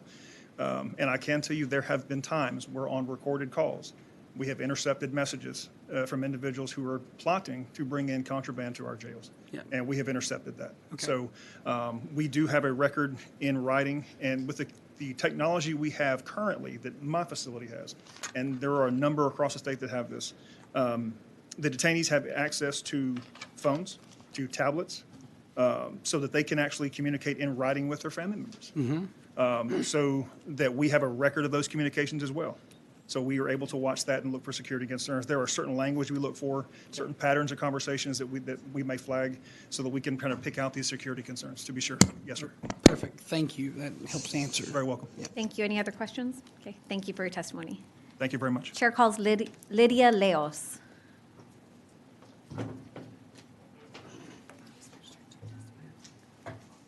Hello. Can you please state your name, whom you represent, and your position on the bill? My name is Lydia Leos. I represent myself, and I am for House Bill 1435. I am Julian Dennis' mother, I am speaking for Julian, my son, and all the mothers that could not be here today. On July 27, 2020, my son was taken to Bexar County Jail at 6 a.m. At 8:20 in the morning that same day, he was critically injured. At 12:45 p.m. that same day, he was transported to Baptist Hospital where he was placed on life support. I was not notified until 9 p.m. that night. That is almost 12 hours or more that I was taken from having to be able to sit with my son on his final hours. The lack of communication between a jail system and families has to change because no mother, no sister, and no father, as in my case, should have to not be able to properly say goodbye. What this gentleman was saying, for safety issues, some instances overpower others. A simple fight, going to jail, okay, I understand. Gang-related things, I understand. The jail where my son was in, they knew that he was already unconscious, basically brain dead. They could have notified me as soon as it happened. I would have understood my heart could take an hour or two, but not 12 hours. And the notification needs to change as well, because all I received on a phone call at 9 p.m. was, is he married? Does he have children? Who's responsible for him? And then they told me, wait for another phone call. What am I supposed to do wondering, wait for another phone call? I had no idea what that meant. I had no idea what this was going on. I had to call my sister that had been in jail all her life. And she explained to me that that sounded like a next of kin phone call, something like that. I'm not familiar with it. By the time I got in to see my son, it was almost 1 at night, from 8 in the morning. And all I was left to do was say, disconnect life support. You see, everything that was taken from me because we were not properly notified. I don't know what it is that we need to do to make this change. There's so many people in so many jails, not just my son. I'm not just here to speak for my son. I'm not here looking for justice for me. I'm past that. I'm here to look for change for the next people because I know it's going to happen. Make it easier for them. Make it easier not to feel the anguish that I felt. There are other people like Evan Lee, Fred Harris, and Kristen Smith who have died in the Harris County Jail. The Harris County Jail is not the only jail that is overpopulated with death.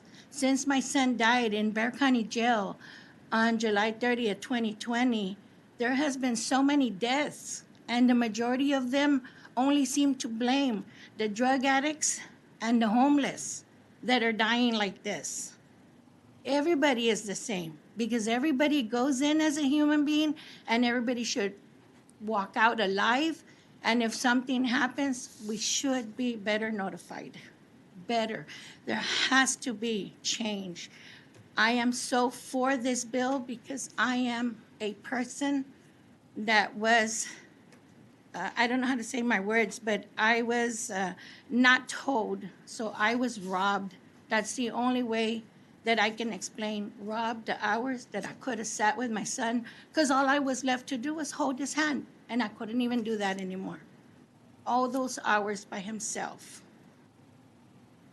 I don't agree with many hours have to go by and not let the family know.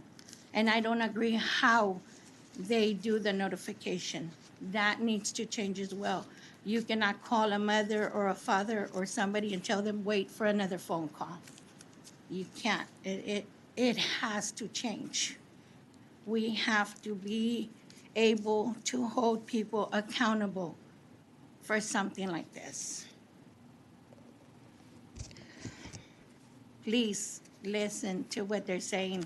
I know everything has good and bad, but I'm here to show you how better things could be done, because I am first witness as to something like this. I miss my son so much, but if I can help somebody else not go through the way I was notified, I will always try to be standing here. You don't see a professional in front of you, you see a grieving mother that just wants change. Thank you for giving me this opportunity. Thank you so much for your testimony and for sharing your story. I'm sure it's not easy, and we thank you for doing what you can so that others don't have to go through Thank what you you so went through. much. Chair recognizes Representative Jones.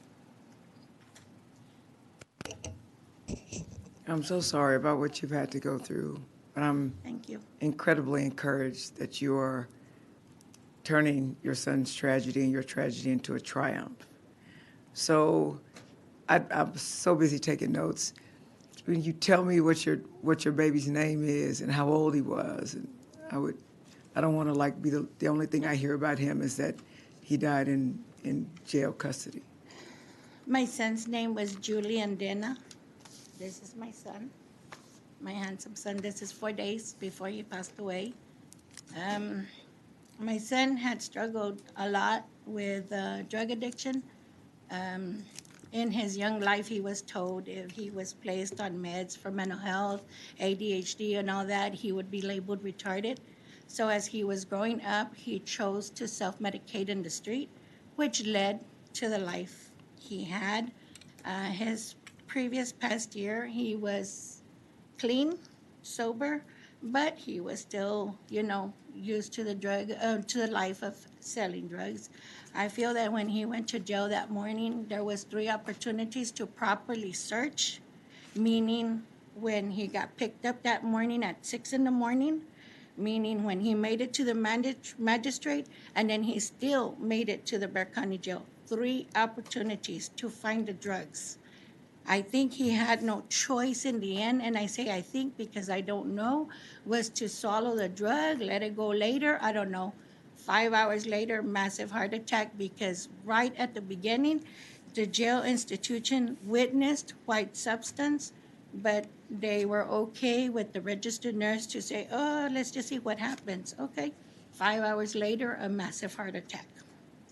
All of that needs to change. All of it. The way it was done.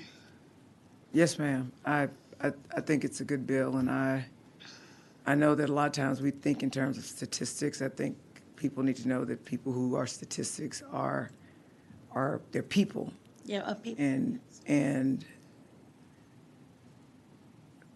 we talk a lot since I've been here about certain kind of addictions, like with whatever prescription drugs and fentanyl and people dying. Yes, ma'am. I think there's a whole problem with criminalizing addiction, but how do we choose to represent or help people who do have addiction? And all people who have these addictions are valuable, not people who have certain kinds of addictions. And certainly, if you go into jail, you should come out alive. Yes. In any case, so thank you for sharing your story. Yes, I know ma'am. it takes Thank courage. you so much. Members, any other questions? Okay. Thank you for so your much. testimony. Thank you. Chair calls Brandon Wood.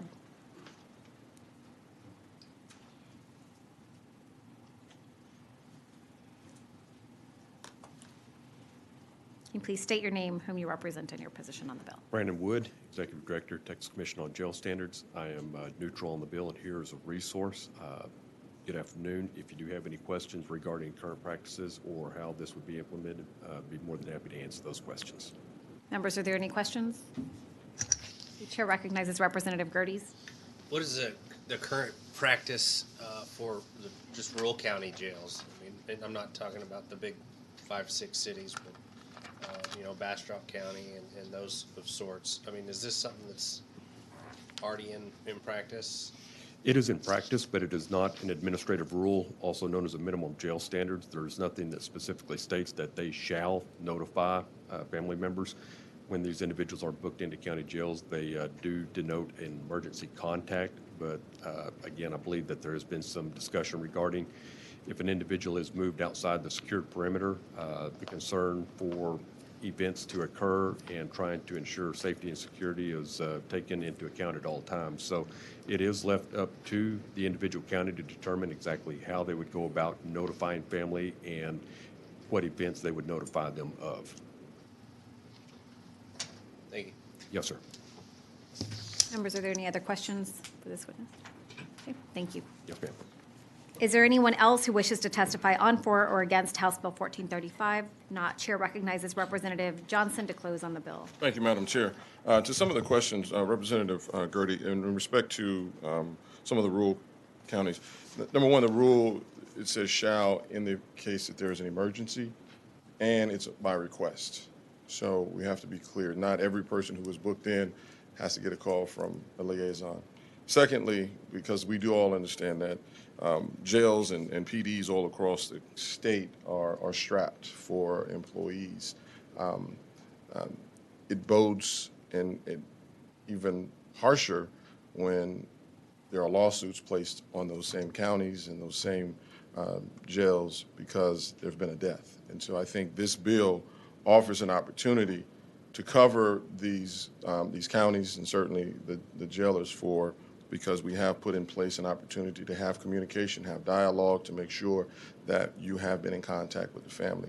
There's a story that I'm reminded of when I was drafting this bill, and it was by a family in Harris County. They live outside of Harris County, but oftentimes were there. The Heinzelsteins were always, great family, doing great things. Unfortunately, their son had an adverse reaction to some medication. Did not have a history, did not have a criminal history, did not have a mental health history, but had an adverse reaction. Seemingly blacked out, had an accident. They took him to jail before DWI. And in that time, they just thought this was just a belligerent individual. And the family did not get a call. And unfortunately, that led him to have a violent interaction with law enforcement, and by which he was later placed in a coma. Fortunately, he made it through. But I think had the police and had the jailers known that this young man had taken some medication, I think that would have been a different outcome. And so I think this is certainly very important for us to address. This is not just for people who are habitual criminals that go in and out of jail. This is for individuals who don't know the system and can, in this type of help, I think would help all of us and certainly help our counties and tamp down on some of the lawsuits that are happening because we seemingly think you've done the crime, go to jail, and we don't really care what happens after that, when in fact we should, as a society, make sure that we are doing things necessary to look out for people's health. Because again, we're not everybody who goes to jail are just criminals and we just throw them away, lock them up. But there are certain circumstances that we have to be aware of. So with that being said, I appreciate this body listening to the bill, and I certainly appreciate the Sheriff's Association and the other witnesses that have come and testified on behalf of the bill or even on the bill. While this is happening across the board, it's not happening across the board. We certainly want it to happen across the board. And it does say shall, but it says shall. And if you look at line 15, it says on request. So while we're doing this, it's on request. The family liaison on request. So, thank you, Madam Chair, and I close. Thank you. Members, are there any other questions? Okay. Thank you, Representative Johnson. At this time, the substitute is withdrawn and House Bill 1435 is left pending. The chair lays out House Bill 4928. Representative Orr offers a committee substitute. Chair recognizes Chairman Frank to explain. All right, thank you very much. I will try to keep this as brief as possible. Did you lay out the committee substitute? Yes, Okay, Representative. sorry, I'm sorry. Yeah, you did. I was just making sure because committee substitute makes it very straightforward.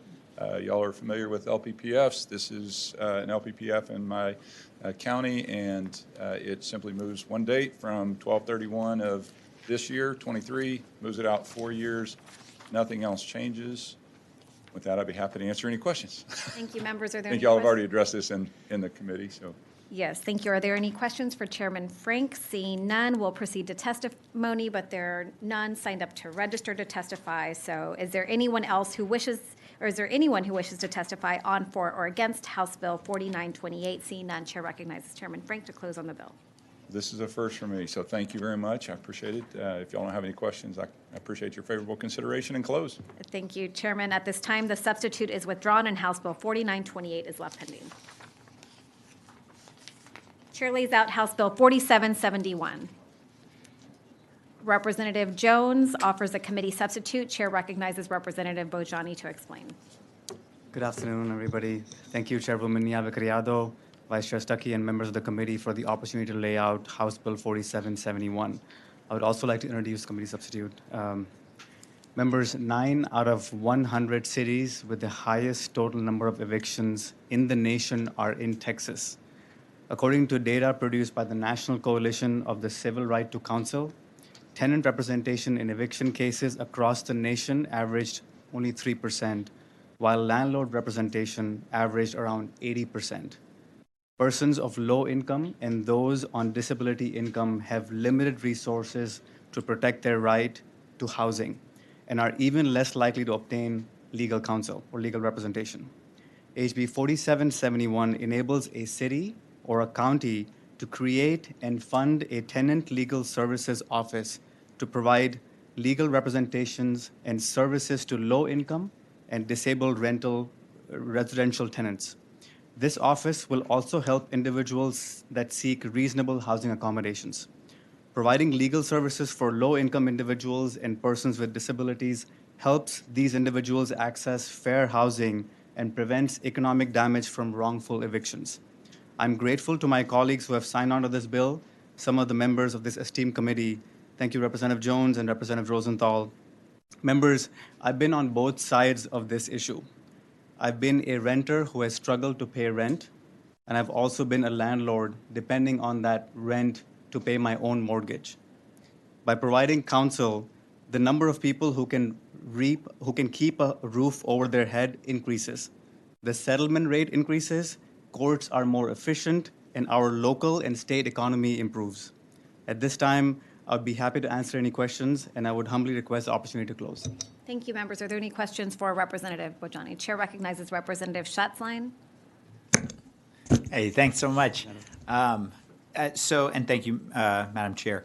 I just had a question when it came to the renters. So this would just provide the legal services for those renters, because I got to be honest with you, I've got a lot of landlords that have reached out to me that, especially during 2020, it became nearly impossible to evict someone, regardless of circumstances, and it caused them to lose properties and some of them to go bankrupt. Yeah. And so I guess my only concern would be making it even harder for them to evict someone that hasn't paid for a certain amount of time. So could you speak to that a little bit? Sure, no, thank you. Thank you for that question. So I think this is a little bit different because we're not changing the policy at all. The policy remains the same, that somebody can be evicted if they're not paying the rent. Simple. I think the issue in the pandemic, and I was also affected because I was a landlord during the pandemic, and courts were closed. And so that's during certain time, right? And that made it more difficult to evict people. And there was a moratorium on eviction. So that was policy from the federal government, and that's what made it more difficult. So for those landlords, now the court systems are open and the moratorium on evictions have been lifted. So that's a little bit different. But and this, let me just quickly, all this does is allows the cities and counties to have their own tenant legal services. We're not funding it. We're not mandating it. We're just saying a county or a city may provide a tenant legal service office. So that way, we're just trying to make sure, like I said, I think when an attorney is not present with the tenant, they're 80% likely to be evicted and not know their rights. But when an attorney is present, it's 10%, right? So just the fact that the attorney is present, they're able to advise the tenants about their legal rights. And we're not saying that this is tenant representation for everybody. It is just those with low income and disabled tenants, because they need the most help. And they're the ones who do not have a lobby here, who do not have a voice in this house. And so we're just trying to encourage our cities and counties to say, if y'all want to do it, y'all can fund it. Or another advantage of this is, I like a lot of preventative stuff as opposed to doing it after the issue happens. So let's say even before the eviction happens, if this office does a a program or a lunch and learn or something, an announcement or some, how to avoid eviction. What are the rights that you have? So this will be a lot of preventative stuff that is missing right now, especially from this place. So I feel that it will empower a lot of cities and counties to actually work with low-income and disabled renters to be able to know what their rights are, to be able to abide by the law and make sure that everybody's working well, so that way they can keep a roof on their head, they can keep a job, and they can keep on paying the landlord as well. Thank you. Thank you. Thank you for that question. Chair recognizes Representative Jones. Way long time ago when I was a spring chicken, I used to do landlord-tenant stuff for the NAACP. And so like if a tenant doesn't know their rights and the landlords will have lawyers there because they can generally afford them and stuff is just going like really fast, right? And one of the things that it frustrated me about that system is, it's going really quickly because most tenants don't know their rights and the landlord's lawyers are trying to hurry up and deal with all the cases. A lot of times with lawyers, they'll negotiate a payment plan. So the tenant might not have their money like right now, but they can get it if you just give them time to pay. And so you're keeping people, so it's called a Rule 11 agreement. But a regular person wouldn't know that.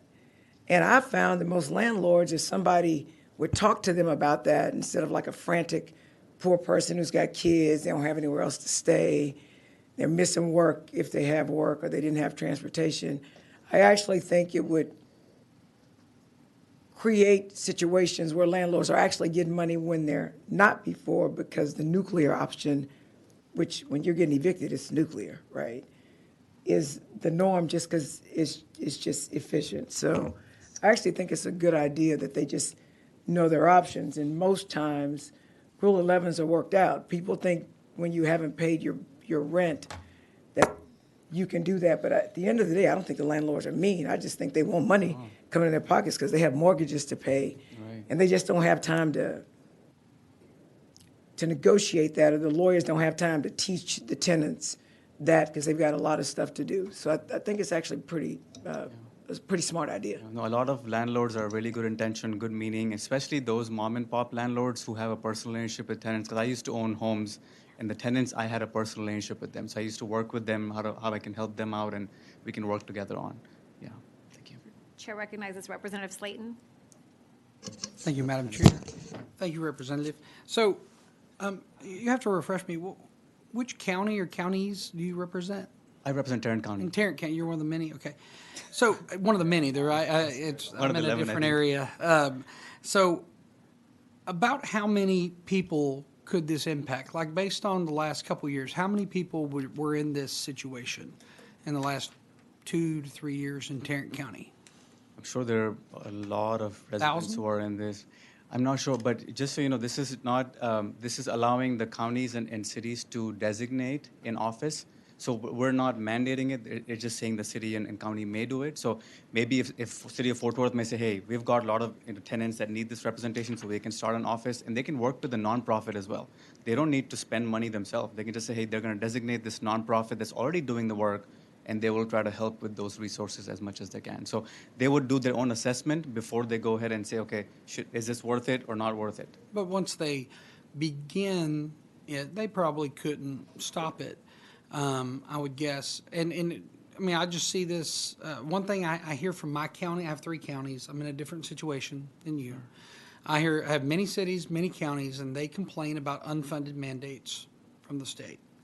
And I understand they choose to enter this, but once they choose, I mean, I'm just concerned, like, how much, because the 2 biggest things I hear from my counties are indigent care, indigent defense. And now we're adding something to kind of indigent defense with this. I'm just concerned about the financial impact that would be. Sure. And so have you spoke to Texas Association of Counties or any of them and got their input on this? I have not, but I'm happy to do that. Just to let you know, there's an annual reporting requirement, and there's an annual meeting, a public meeting, to discuss this program. And if at that annual meeting, they look at, hey, how many tenants have we helped? How many, how much money it's costing us, and it's not affordable. they can always choose to pull it back because they don't need to provide it forever. For the record, I'm waiting for the list of all the government entities that have removed programs in the past few years. I hadn't seen the list yet, but I'm always looking for it. Like, for example, I'll give you an example like Medicaid, right? Medicaid, I think last week or this week was the time that the assumption that everybody qualifies for Medicaid is no longer true, right? So that program ended. Eviction moratorium ended. The PPP funds or all these government assistance during the pandemic ended as well. So I think the government intends to do good by the people, but then when they're no longer helping, they should step back and try to end that program. Thank you, sir. Thank you. Thank you Members, so much any for other the questions. Okay, thank you. We will proceed to testimony. Thank you so much. Chair calls John Woodley. Can you please state your name, whom you represent, and your position on the bill?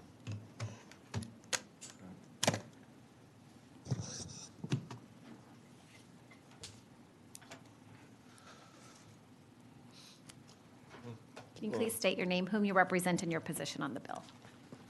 And what, my word on the bill? Your position on the bill, if you're for or against. I'm John Woodley. I represent Advocates for Disability Access and my soul, and I'm for the bill.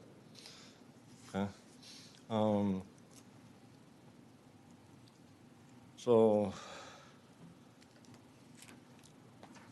the CDC reports in the U.S. that 1 in 4 adults have a disability. More than half of them are living in poverty. The mean income of the other half is very low. The larger portion of people with disabilities are living in the South. In Austin, Texas, ECHO had done a point in time of the homeless population that actually include people with disabilities. And they report that nearly 70% of the homeless population have a disability. More than half of them are chronically homeless. 41% are domestic violence survivors. 34% are population families with children. And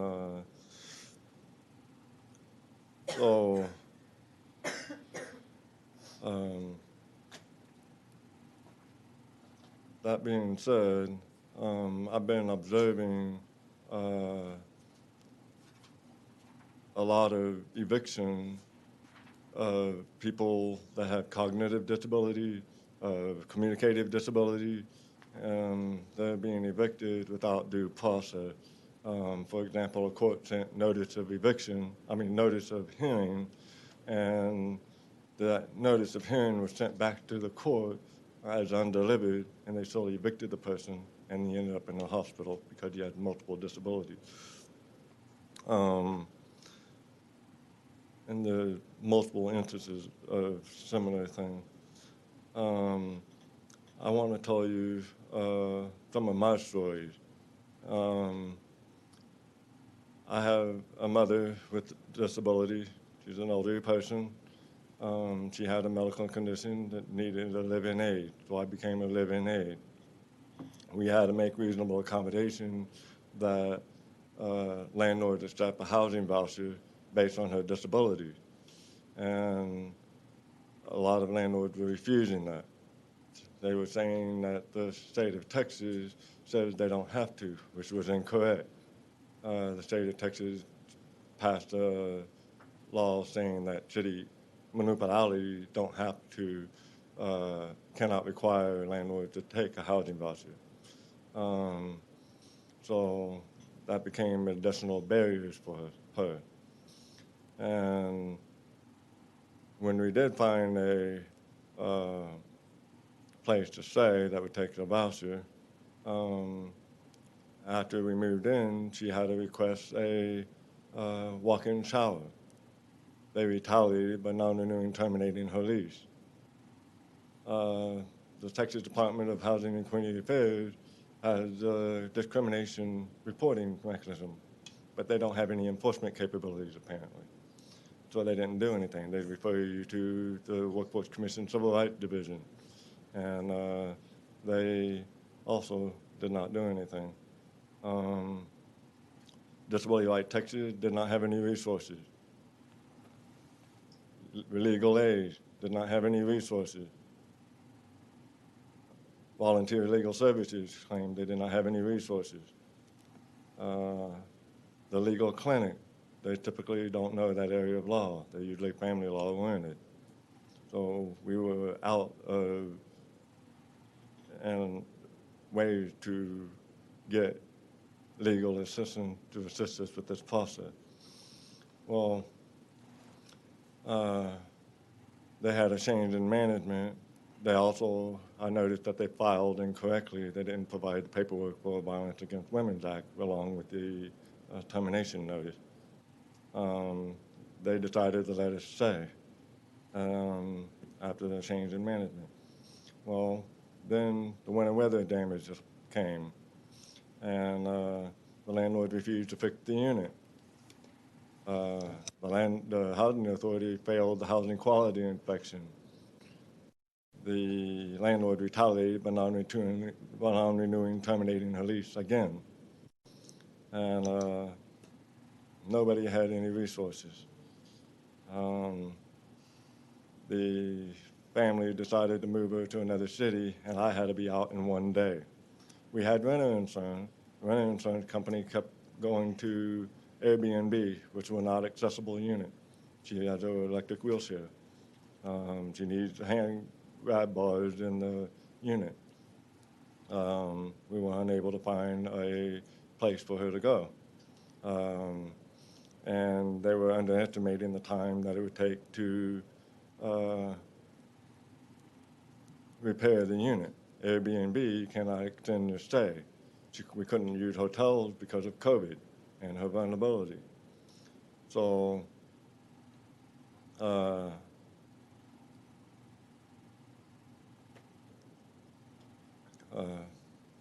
all my things have been moved to storage, and I've been homeless since. So we need more resources. I qualified for the emergency housing vouchers, but they didn't provide them. So now I'm in line with everybody else. So I've seen multiple incidents of landlords retaliating against people with disabilities or preventing people with disabilities from going into their unit. We wanted the reasonable accommodation of being relocated to another unit on the same property, another unit of the property they own and manage, or another property they don't own or manage, or get us a house.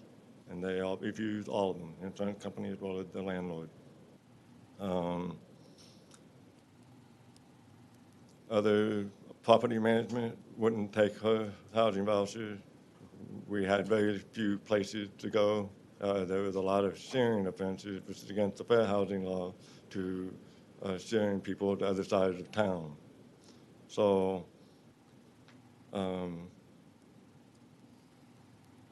the other tenants on that same property that have contacted me that were domestic violence survivors, that they were trying to evict them. Other people that are on the upper floor need to be relocated to the lower floor because of their disabilities. They're being denied that. Thank you. Thank you for your testimony. Members, are there any questions for this witness? Okay. We appreciate it. Thank you for your testimony. All right, thank you. Chair calls Adam Haynes.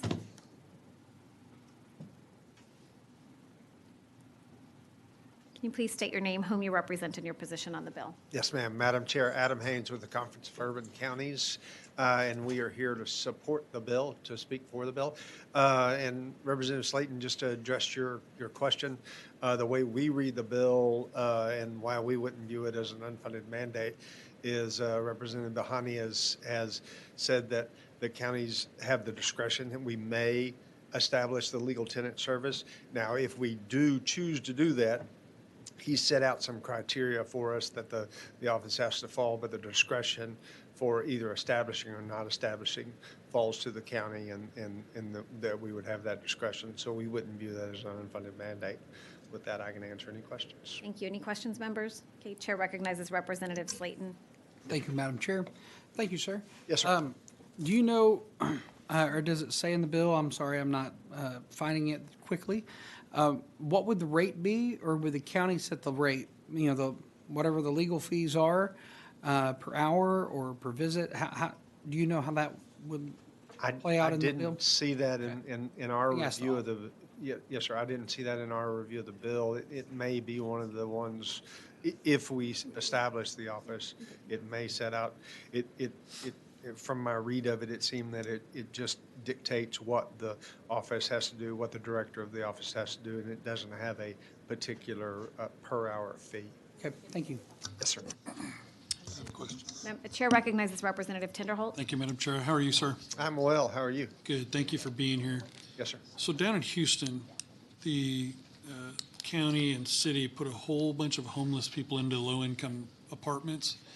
And now I know that they're having a hard time getting them out, and there's a lot of crime. Would this cover that type of stuff? If a bunch of homeless people were put in, and then their time expired, but they refused to leave, because in some complexes, there's hundreds of them. Would this include coverage for those types of people as well?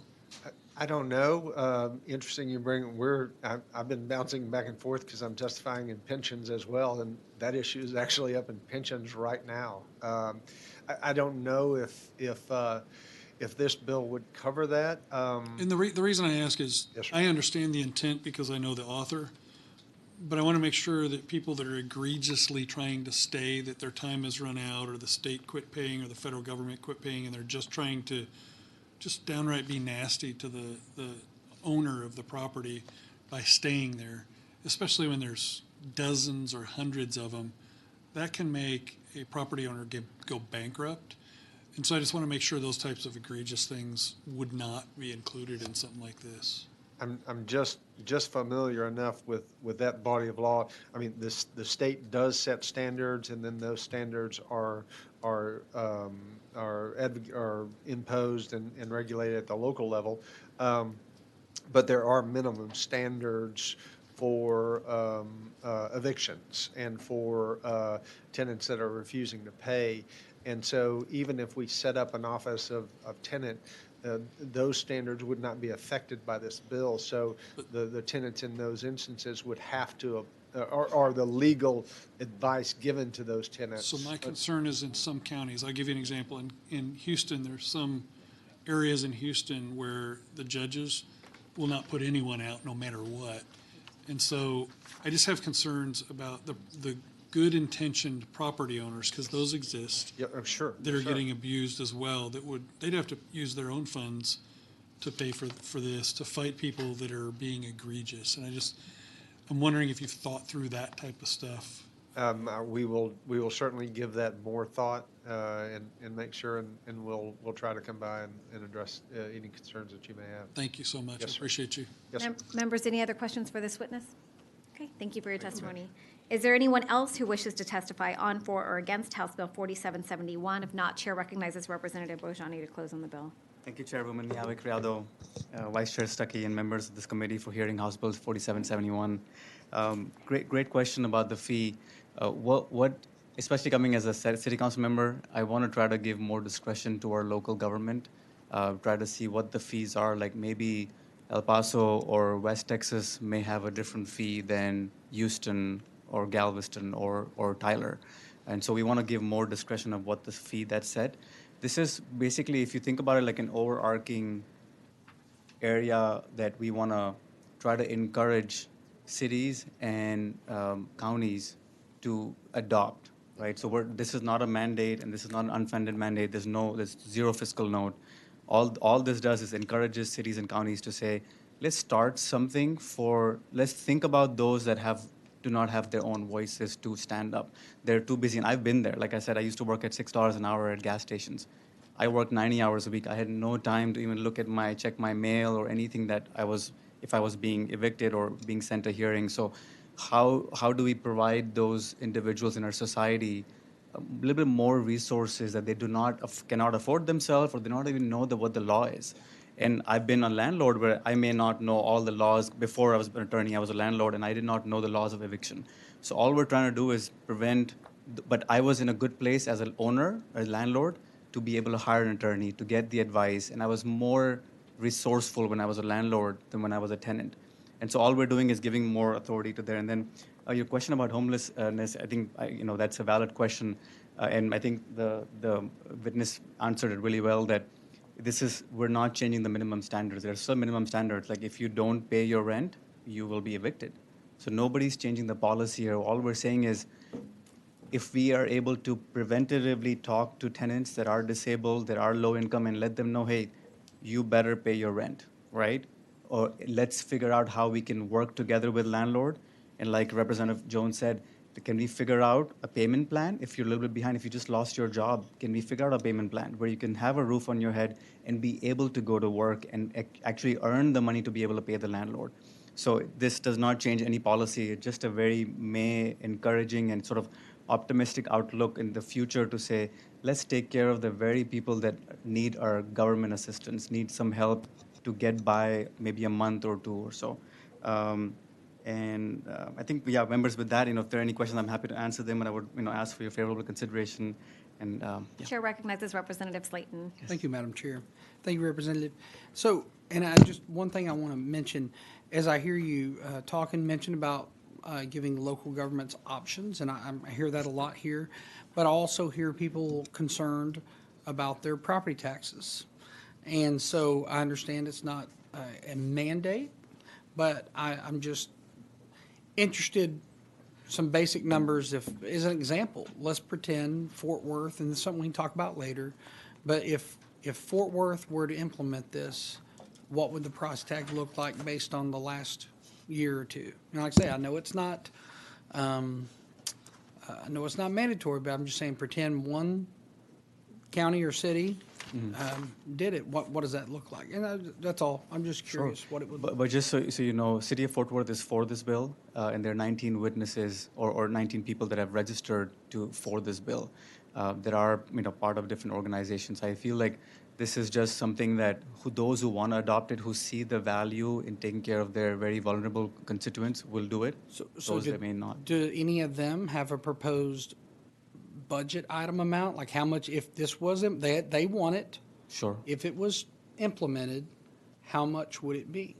That's a great question. I just feel that because it's not our purse, that if we ask all these questions and say, okay, well, we're the ones paying for it, right? The City of Fort Worth will say, we can find out, we can do all this work, and then, we're the ones that have to pay for it, right? So they may or may not be able to do all this work immediately. Because I'm just, as a freshman, trying to, learn the process and trying to figure this out. And so it just takes time for them to go out, and they have to run studies to see how many people are in this category, right? Because this is based on federal income and disabilities and all that. So they'll have to do an extensive study to find out how many people come in the purview of that, how many apartments we have, how many homelessness communities we have. So there's a lot of study that will go involved in that. I think before adopting this particular office, legal tenant office, they would absolutely do that study, because that will make sure and then let the citizens know, hey, we're doing this and it's costing X number of dollars. I think that's what, if I was on city council, like in ULIS, that's what I would do. Okay, thank you, sir. Do my due diligence basically before adopting it. Okay, thank you, sir. Thank you, members. Any other questions? Chair recognizes Representative Jones. Representative. So I think this bill's a good idea. I think that if cities want to pay the price tag, whatever the price tag may be, I think they should be able to have that option. But I also think if counties want to do that, because sometimes there's an ETJ, in unincorporated areas, and they have issues with homelessness as well. As I said before, since I used to do this type of work, a lot of times most of that stuff can be worked out.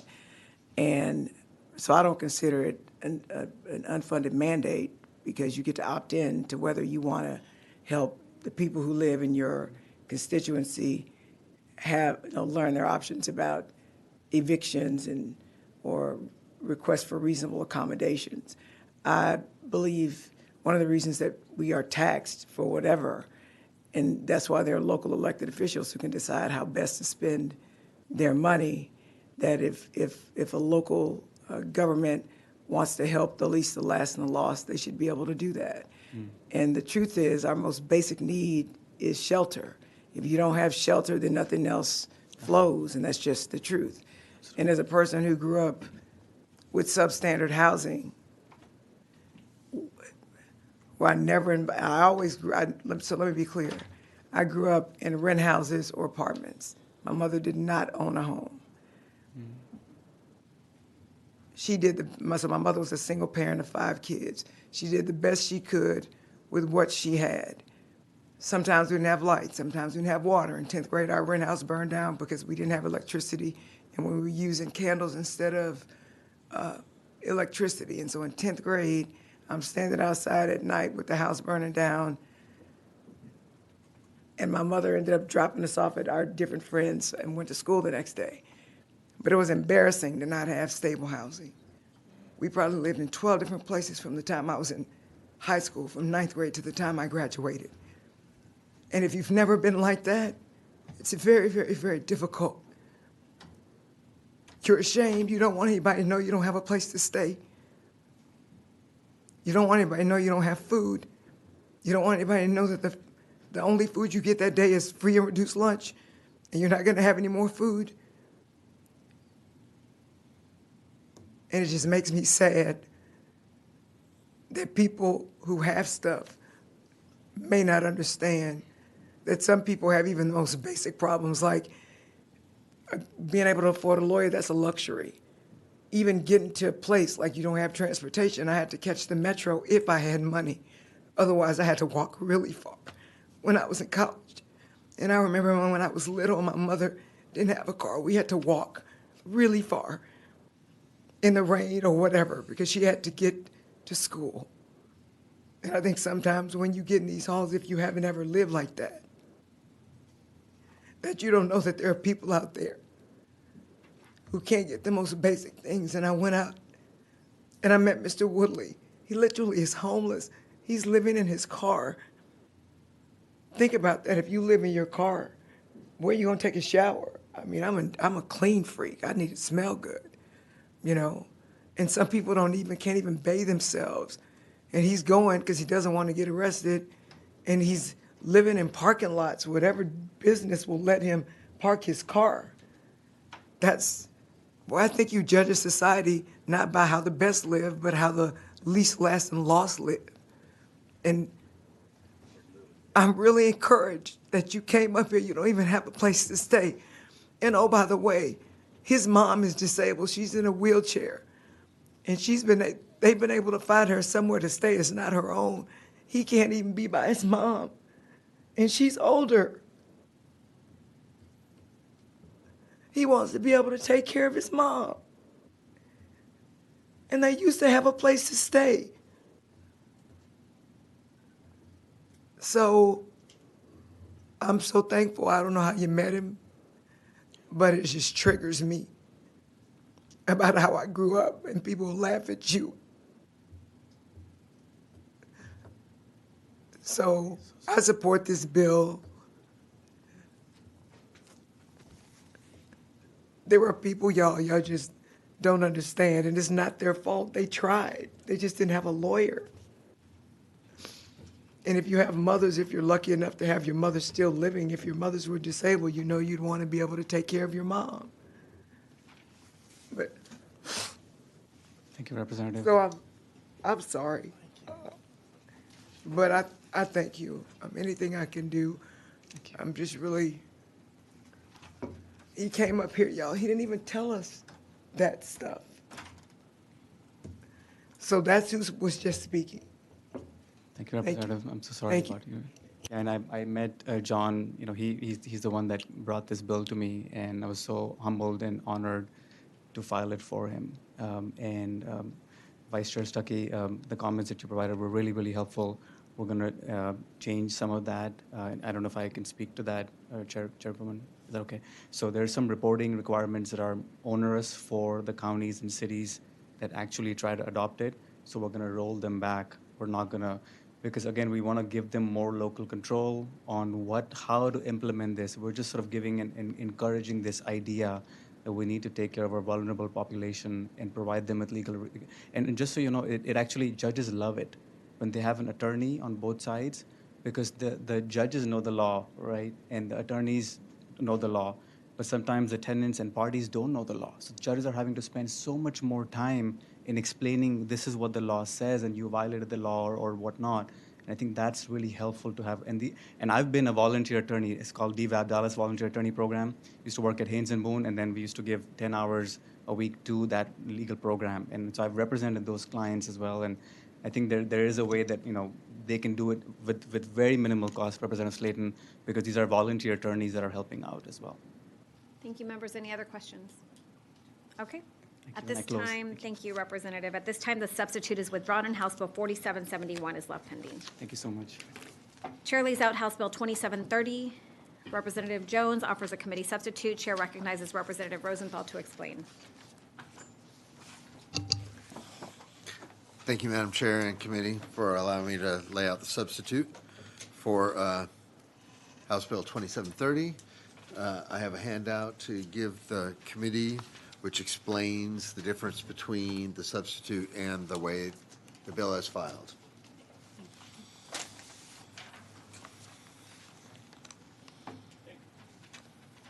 So this is a bill about really about emergency services district in a county of over 3 million. There's only one county like that in the state. And what we wanted to do was narrow this to apply to really in the case where we have elected commissioners for our emergency services district. So those that don't really, not familiar with that or live in incorporated rather than unincorporated areas. I'm in an unincorporated area. It's half the population of the Houston metro area is unincorporated. So all of the area that I represent gets its safety services from special purpose districts. So we use constables and sheriffs. We don't have like a city police department out there. And so for the fire department, in my case, it's Cy-Fair, but we got ESDs, Emergency Services Districts. And the effort here is all around making sure that those districts are properly funded. So, and really, when we mess around with budgets for emergency services districts, that can really have ramifications. And what this bill does, the change, is to just ensure that when we have a board of commissioners that wants to alter a budget or pass their budget, that they show that to the community before they vote on it themselves. So the way the bill was written originally, I proposed having an election because then you got to have everybody involved. Turns out that's working with some advocates and partners that was not the most efficient way to manage this. And getting at the real intent, this is a transparency bill. So the intent of this bill is to make sure that the constituents of our communities get advised by the boards of commissioners for our safety districts in the case that they want to alter a budget. And so it's not that they can't. It's not that they'll have to have an election. That part has completely been stricken, but they're going to have a posting rule. So that's what this is. They'll have to post it a few days, I believe 72 hours in advance, allow for public comment. They use the same mechanisms for posting on their website that they do now. There's no cost associated with it, but it gives the community an opportunity to understand what's being changed and respond to their elected officials before those officials take a vote to change the budget. That's all the bill does. So with that, there may be testimony. I know some folks were lined up against it before we changed the bill. Hopefully laying out the committee substitute has addressed those concerns. But I'll be happy to answer any questions. I know there's going to be some testimony, and I reserve the right to close at the end. Thank you, members. Are there any questions for Representative Rosenthal? If not, we will proceed to testimony. Chair calls John Carlton. Can you please state your name, whom you represent, and your position on the bill? Thank you, Madam Chair. John Carlton on behalf of the Texas State Association of Fire and Emergency Districts, and I am testifying on the bill. We did have some members that had concerns, but I believe those, and a couple of those folks aren't able to be here today for some various reasons, and they've asked me to come, and the association is supportive of our membership.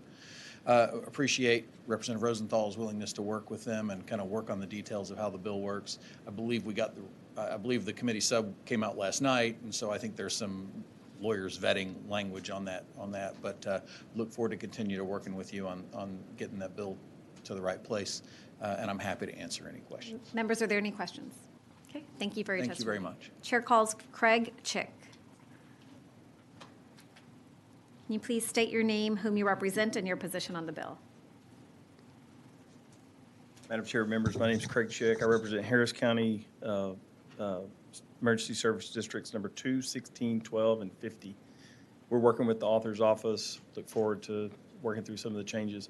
We have an attorney Or whose your husband. position on the bill? We're neutral on the bill. We have an attorney who's looking at this stuff. Her husband unfortunately had a heart attack yesterday, and so we're kind of still working on that. So thank you. Appreciate it. Thank you. Members, any questions for this witness? Okay, thank you for your testimony. Is there anyone else who wishes to testify on, for, or against House Bill 2730? If not, Chair recognizes Representative Rosenthal to close on the bill. Thank you, Madam Chair. So first, I'm sorry to hear about the health problems, and y'all just reach out when you're ready. Take the time you need to review it. But with that, I close. Thank you. At this time, the substitute is withdrawn and House Bill 2730 is left pending.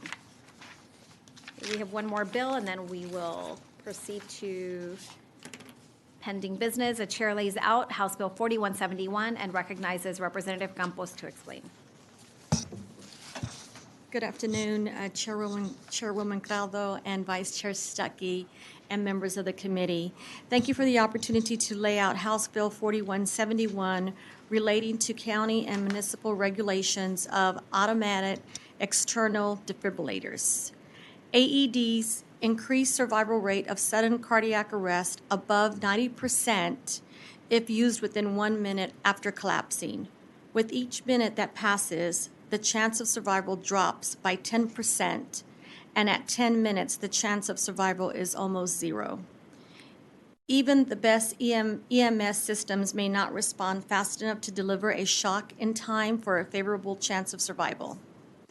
In 2021, legislation was passed establishing protections for individuals and businesses wishing to install life-saving AEDs. Since that time, the number of AEDs installed has risen, though most cities and counties provide no guidance regarding the types of buildings that should install the devices.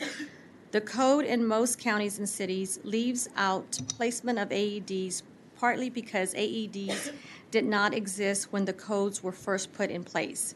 Just a few Texas cities now have included AED requirements in their code. Businesses, local fire departments, and emergency medical directors have indicated a desire to create a state-driven requirement to put local policies in place. House Bill 4171 would direct that cities and counties, in consultation with the local fire department and emergency medical director, provide direction in their code around the types of buildings that must carry AEDs based on buildings' use and occupancy. The bill would leave those definitions and requirements to be set by local governing authority. The bill prohibits AED requirements for low occupancy structures and includes a variance of process for small businesses. I am open for questions and respectfully reserve the right to close. Members, are there any questions for Representative Campos? Okay, if not, we'll proceed to testimony. The chair calls Charlie Skaggs. Can you please state your name, whom you represent, and your position on the bill? Good afternoon. Charlie Skaggs, represent McKinney Fire Department, and I'm for the bill. Good afternoon. Thank you, Chairwoman Niave, Criado, and members of the committee for allowing me to testify on House Bill 4171. Thank you for Vice Chair Campos for the sponsorship of legislation. My name is Charlie Skaggs. I'm the EMS chief for the city of McKinney. Before discussing McKinney, I want to provide a quick overview on cardiac arrest. Sudden cardiac arrest is basically when the heart stops beating, and a heart attack is something that can be a little prolonged and have time to go to the hospital. With cardiac arrest, the heart is no longer pumping oxygen to the brain, and the heart needs to be defibrillated and to restart the blood. With every minute that passes, the patients living through this type of incident drops 10%. In McKinney, our response time is an average of 4 minutes, which is excellent, but not fast enough. We need AEDs in the community so bystanders can respond before the EMS arrives. AEDs are used successfully every day by untrained responders. They push on the on button on the AED and follow the instructions. The AED will instruct the user to attach the pads to the patient's chest, and the AED will analyze the electrical shock inside the patient's chest. It delivers the shock as required. The City of McKinney responds to approximately 160 cardiac arrest incidents each year. In most situations, the patients do not survive. Nationwide, the average is 11% as of 2022. In Texas, the rate is 11 to 15%. In the City of McKinney, it is 36%. 19% of those, an AED was applied. We have achieved an exceptional rate through the American Heart Association, Ready to React training, Resuscitation Academy, and high-performance CPR crews. We provide accomplishments that want to raise the resuscitation rate. We achieve this. We need more AEDs on-site locations that will most likely be the need. It is very similar to a fire extinguisher. We have local codes that tell certain buildings which enables the fire department to address those type of issues, but we don't have requirements for AEDs. Some businesses in our community already have AEDs, but many do not. Some commercial buildings have policies doing precisely what is required by the code, no more, no less. And since AEDs are not required, they do not have them. This bill will enable the McKinney Fire Department to work with City Council and establish reasonable AED requirements for the community. This might be for new buildings or specific size buildings, such as like a fitness center or something like that. The city would like to continue to lead the way to improve resuscitation outcomes, and this bill will help us achieve that. I appreciate your time. If you have any questions. Thank you. Chair recognizes Representative Tinderholt. Thank you, Madam Chair. Thank you for being here today. I agree. I think this is a great idea, but what do you think that a city would think of incentivizing it instead of mandating it? Never thought about that. Well, it's just something to think about because I normally hate mandating something where businesses and individuals are going to have to pay. And I almost think incentivizing it is a better way to grow a program like this statewide. I think AEDs do indeed save lives, but I was just wondering what you thought about incentivizing it. That's never ever even crossed my mind, but that's actually a pretty good point. And what I mean by incentivizing it is the city or county could do things for the businesses that do it to try to encourage more people, even those low occupancy buildings, the places that maybe are exempt from the bill right now. I just feel like doing something to incentivize helping people save lives and live might be a different potential. And I'll probably ask the author of the bill the same thing. I just wanted to ask you both the same idea. That's a good angle. I never thought of that. Thank you. Thank you, members. Any other questions for this witness? Okay. Thank you for your testimony. Is there anyone else who wishes to testify on, for, or against House Bill 4171? If not, Chair recognizes Representative Campos to close. HB 4171 will allow counties and cities to direct where the life-saving AED should be carried. With that, I respectfully ask for your support. And Tinderholt, Representative, I appreciate your comment. The reason I say Chair that is... recognizes Representative Yeah, Tinderholt. thank you for recognizing me. The reason I say that is I normally don't like to mandate stuff like this Right. because it could be a huge cost to a business. But I to be honest, I think your idea is amazing. I have heart issues. I'd really like to see these everywhere, but I don't want to mandate it. And so I'd kind of like to find out what you think about maybe potentially modifying it. It might be too late for you to do that. But to get my support, I think it would be helpful to make it not mandatory, but to incentivize it, because then I think we get all of the places that are in your bill that are exempt. Right. We actually encourage them to do it so they're everywhere. So it's just a thought. It's a different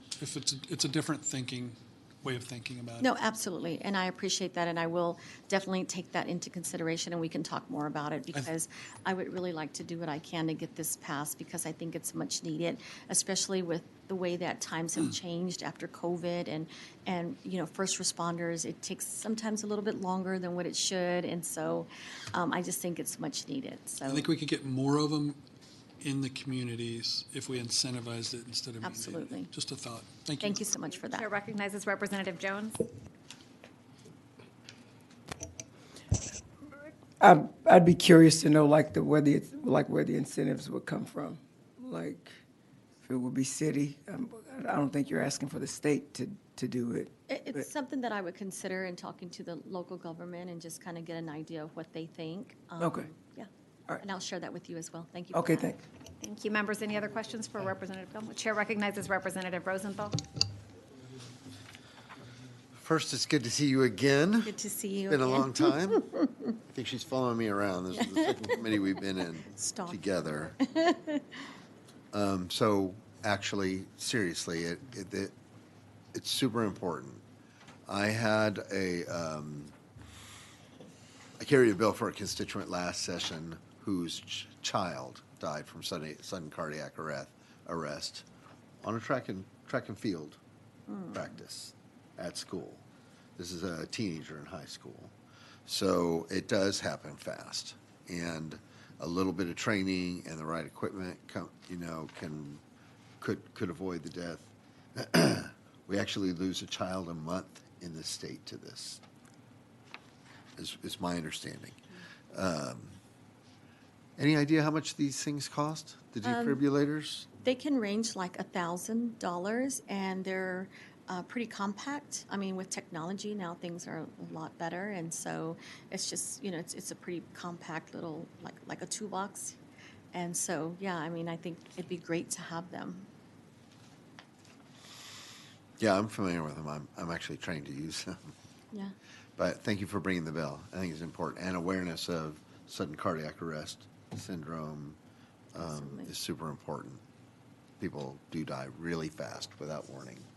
And it seems like now, all ages, it more so, especially with COVID and how it's affected people. So, yeah, I think it's much needed. So thank you again. I would greatly appreciate y'all's support. Thank you, members. Any other questions? If not, thank you, Representative Campos. House Bill 4171 will be left pending at this time. Thank you.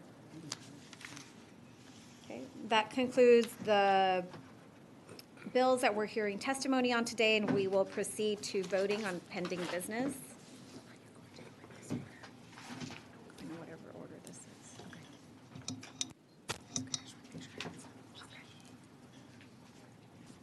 Okay.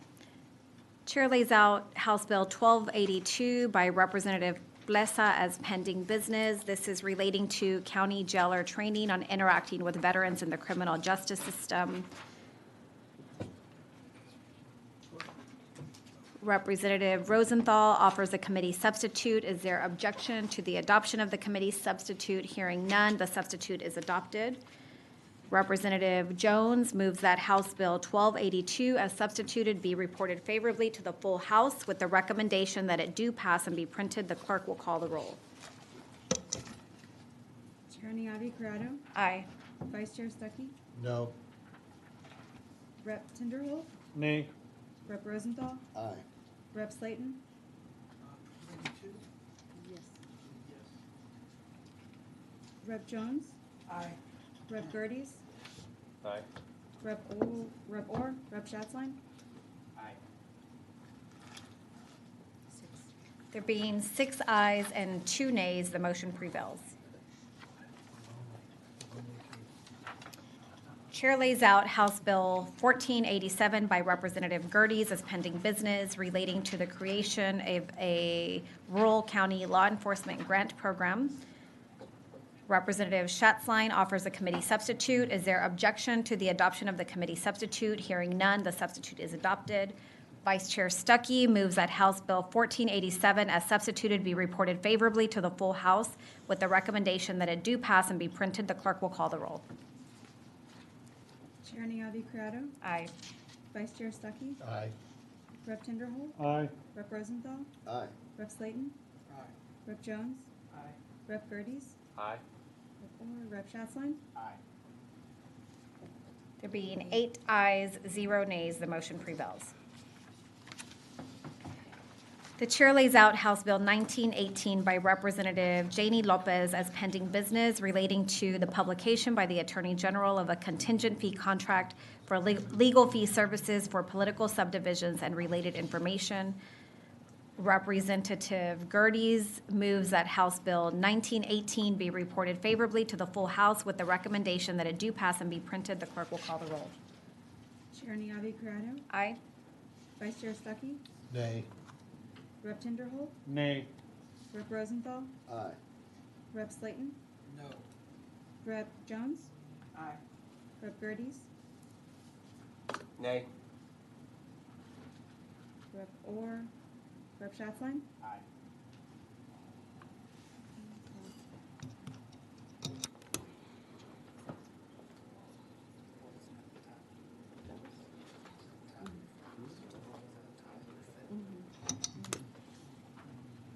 Having 4 ayes and 4 nays, House Bill 1918 fails.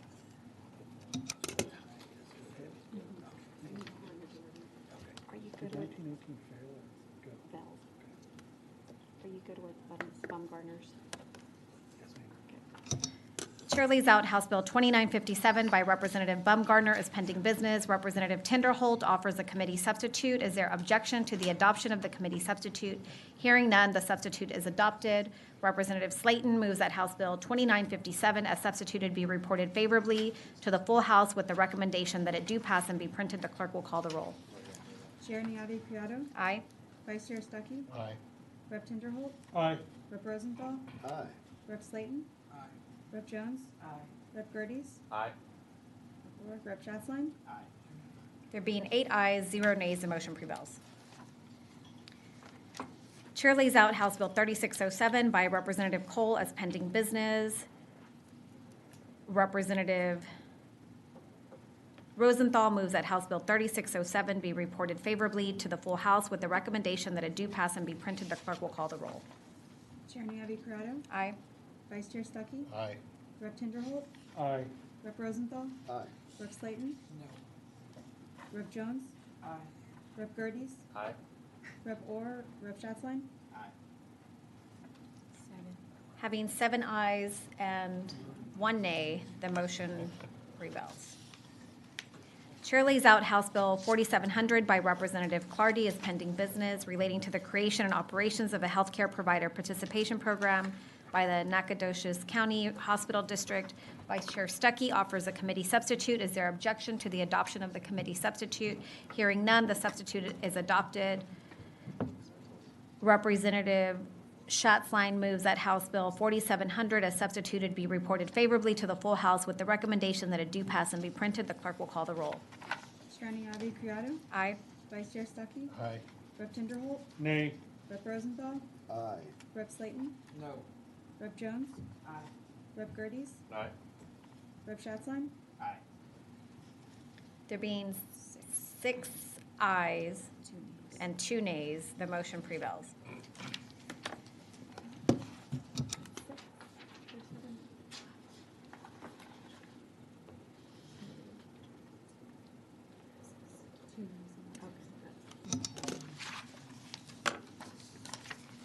Chair lays out House Bill 4835 by Chairman Metcalf as pending business.